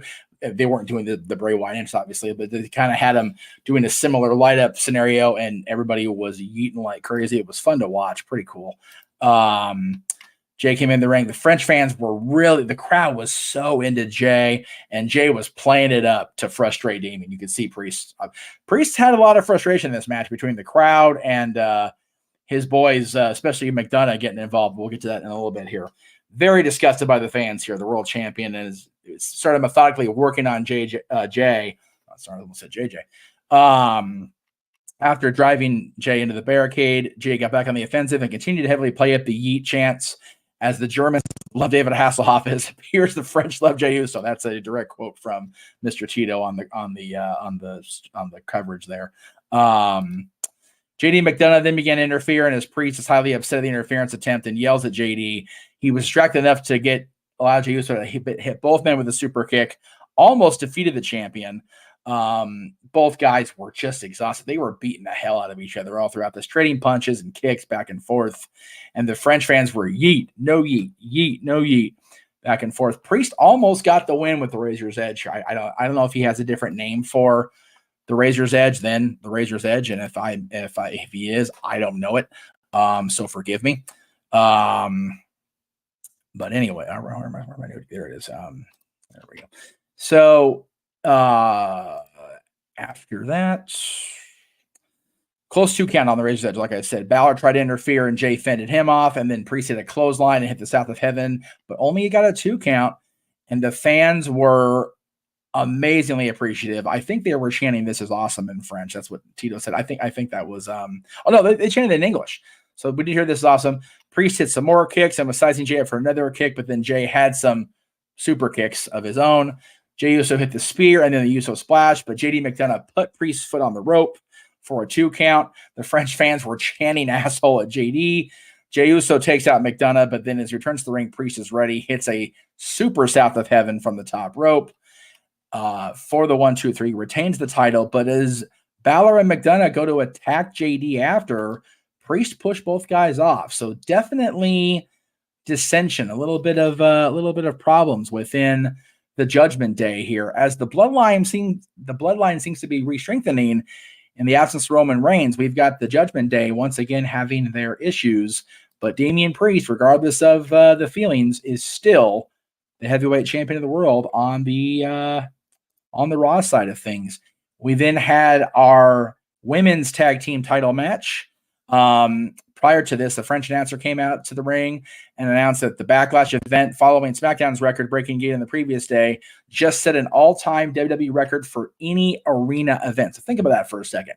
In the 60-something year history of WWE, this was the largest arena gate in the history of the company, which is unbelievable for WWE. So good on them. So cool to see WWE continuing to succeed, grow, thrive, and just hit all points, check boxes across the board. And as we get into this women's tag team title match, Mr. Penguin, we had Jade Cargill and Bianca Belair challenging the Kabuki Warriors, Asuka and Kairi Sane. The Kabuki Warriors came out together. Bianca and Jade had their separate entrances, but man, they were cool. Matching red outfits for the challengers. Jade is on that superstar level. I'm so happy for Jade Cargill. She has definitely got her place now. She's definitely there. So Asuka and Bianca start the match out. Of course, no shortage of history between these two. They go back and forth to start the match. Both tag out, and it's now Jade versus Kairi. Jade put her power on display with multiple, for lack of a better term, swinging rock bottoms into Jade's knee. They lifted Kairi Sane up together, and she got some hair. Both Bianca and Jade posed to the crowd.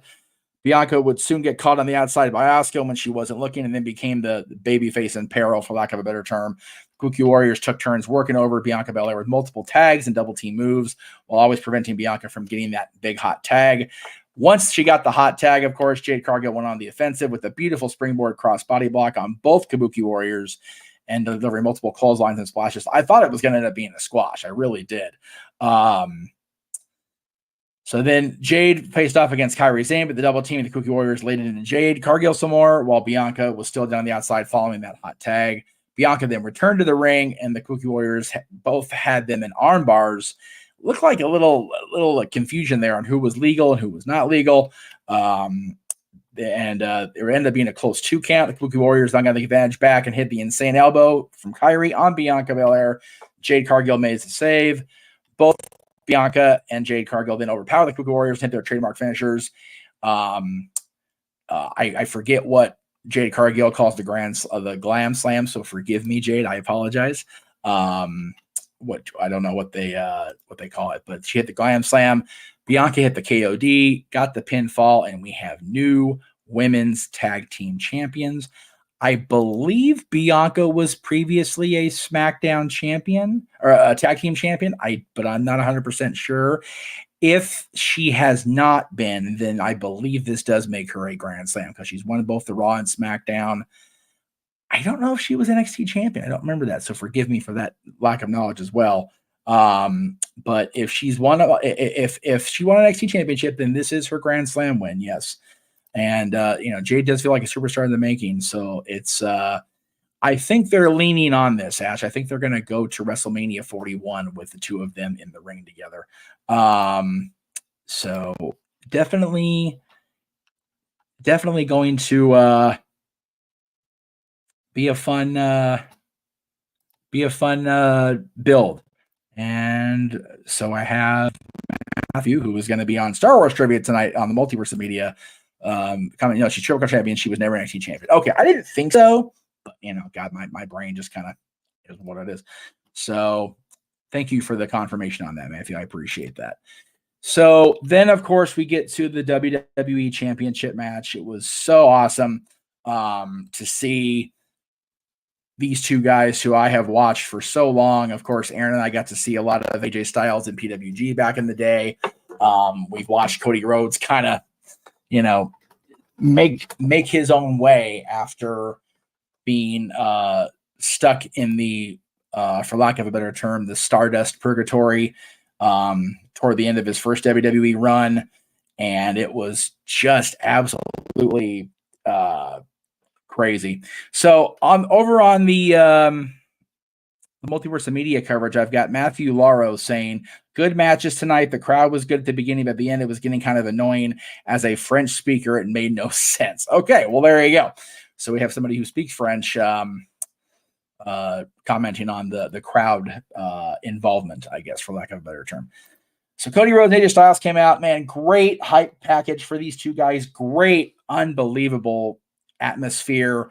The crowd sang along to the entirety of Cody's entrance. They sang once the music even went off. It was absolutely a palpable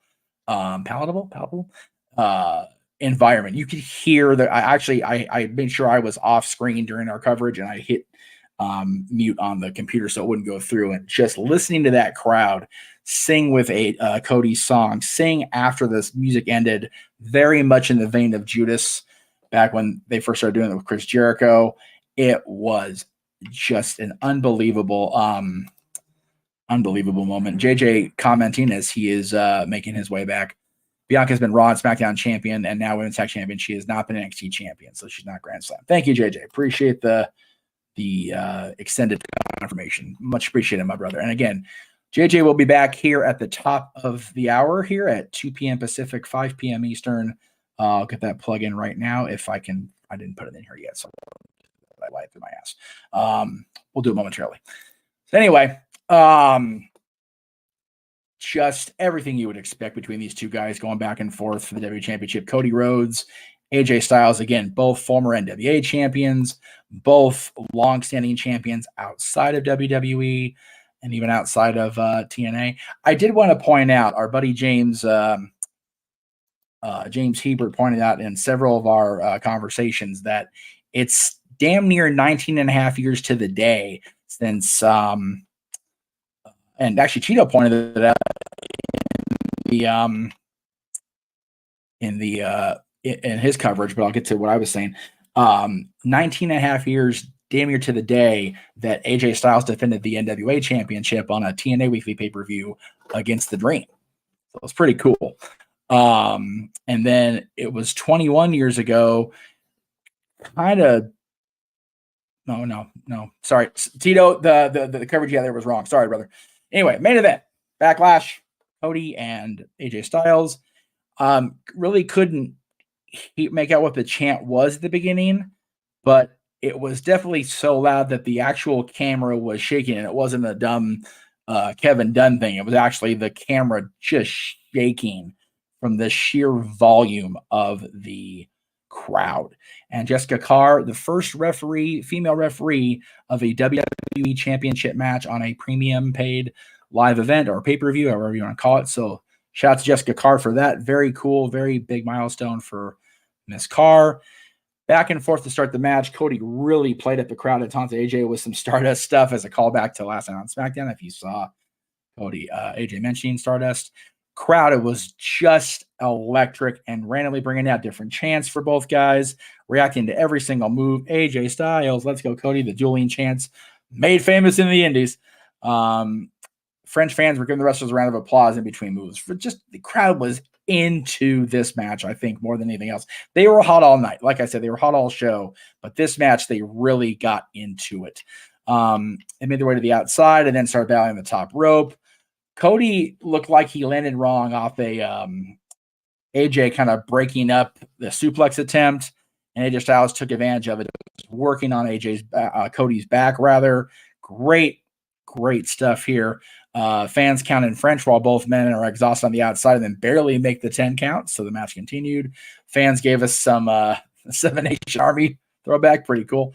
Both wrestlers were exhausted. They're punching and kicking back and forth until they kick each other at the same time. And the way they landed, like the Kevin Dunn thing. That's what it is. It's a stupid Kevin Dunn camera shake bullshit. they kicked each other in a way where they landed and like they were both like kind of framing the Prime logo. So I'm sure Logan Paul's going, all right, cool. So that's probably what happened there. Cody got the advantage back again, started doing the Dusty tribute, the flip flop and fly, and the bionic elbow. AJ blocked the Cody cutter though with some nice counters between each other till AJ Styles suplexed Cody on the lower turnbuckles to keep working on that back. AJ had a springboard 450, but only got a 2 count. He then hit the burning hammer, the phenomenal forearm, but Cody basically kicked out at 1 and just hit a Cody cutter, sold just by AJ, but still got a 2 count out of it. And then Fight Forever chant breaks out, which I thought was pretty funny considering Cody Rhodes in there. Cody went for a crossroads. AJ snap married him out of it and hit the Pele kick. Went for the flying forearm again. Cody kicked him midair. Cody then locked in the Kimura in the center ring, which I thought was pretty cool throwback to his rivalry with Brock Lesnar. AJ's extra muscle mass allowed him to power out, as Ms. Cheeto says here. Lots of counters of crossroads and Styles clashes while Cody hit a crazy looking, almost missed it Cody cutter off the top rope. And then he hit the crossroads. 1, 2, 3. Cody retains the WWE championship, undisputed championship, as they're still calling it, which I thought was pretty cool. So yeah, that was Backlash. I know. I kind of just read along here as I went. Matthew said main event chance during the match was he is truly phenomenal, and it was only 2. I heard that it was only 2 on it because they make out them saying do it and do. So we were asking during our stream what the phenomenal chant was because they were following up him being called phenomenal every single time with it. It translates to he is truly phenomenal, apparently. So there you go, guys. A little bit of education there. And the crowd was into AJ Styles for this. No doubt about it. As Matthew says, an A+ show, even if the matches were pretty predictable. Yeah. The prediction graph across the No DQ galaxy was pretty universal for all these matches. So shout out to the folks at WWE for having a predictable show, but still engaging the audience. I thought that was pretty cool. So that's really it for get that on here for today. That's not where it is. Shit. Okay, well, we'll move over here. That's fine. I think I want to be over. Oh, it is over here. Okay, cool. Just kidding. I lied. I don't know why it didn't appear over here, though. That's kind of silly. Am I even over there? Am I supposed to be over there? Where my brand am I on here? Yeah, it's supposed to be in here. Oh, shit. If I refresh, sorry. I didn't know why it didn't add. Yeah. Okay, well, we'll fix it here in a second. Thank you all for watching. If you're watching the Multiverse Media, thank you for that. If you watched if you're watching the NoDQ recap, thank you especially from Aaron and everybody at NoDQ.com. Of course, later today, matter of fact, at the top of the hour, over on the Multiverse Media side of things, we're going to have our discussion between Walter and Noah Foster and JJ Williams about who will be the next champion, each championship, the WWE championships, the AEW championships, the TNA championships, the main, like the world titles, the X division or the main event championships, the world titles, the women's titles, the X division championship, TNA, the TNT championship, the Intercontinental championship, the United States championship, NXT's top championships. That's all coming up at the top of the next hour across the multiverse. So we thank you all for tuning in advance. If you do, we really very much appreciate it. Oops, that needs to scroll. Thank you. And if I can, JJ, I will. I do have quite a bit of things to do before we get to the next thing I'm going to plug. So let me go ahead and do that. There I am. So coming up today at 8 p.m. Eastern, 5 Pacific, we're very happy to present a Dads on Wrestling double feature, as we will be rebroadcasting our show that brought us back, JJ and I, to the airwaves in 2020 as we ranked the 11 live action Star Wars movies, going back to A New Hope all the way through to the most recently released live action movie, of course, Rise of Skywalker. So check that out. And then at the following hour, a 2-hour show, retro show, as we rank the top 10 characters in Star Wars. And all that Star Wars content today leads up to our main event for the night, Open Mic Night. It's game night across the multiverse of media. And we will be doing Star Wars trivia in the style of Jeopardy. And that, of course, is tonight in our usual Open Mic Night time slot of 11 p.m. Eastern, 8 p.m. Pacific. Again, it's our continuing coverage all day across the multiverse of media with Backlash and this show right now, our dad's throwbacks and Open Mic game night. So tune in all throughout the day here across the multiverse of media.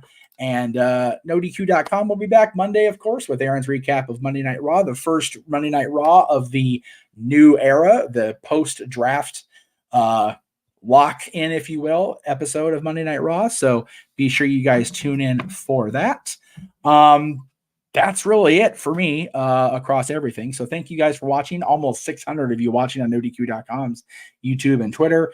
And thank you guys for sticking with me here across the multiverse. Again, multiverse will be back at the top of the hour with our the next champion discussion. And then NoDQ.com will be back on Monday with a recap of Monday Night Raw. So again, if you're on NoDQ, make sure you say yes to NoDQ, like, subscribe, comment on this video at NoDQ.com across all the platforms. And we'll see you guys at the top of the hour across the multiverse with our next episode, which again is going to be covering the next champions in wrestling. Until then, this has been The Meech, and we will see you guys next time.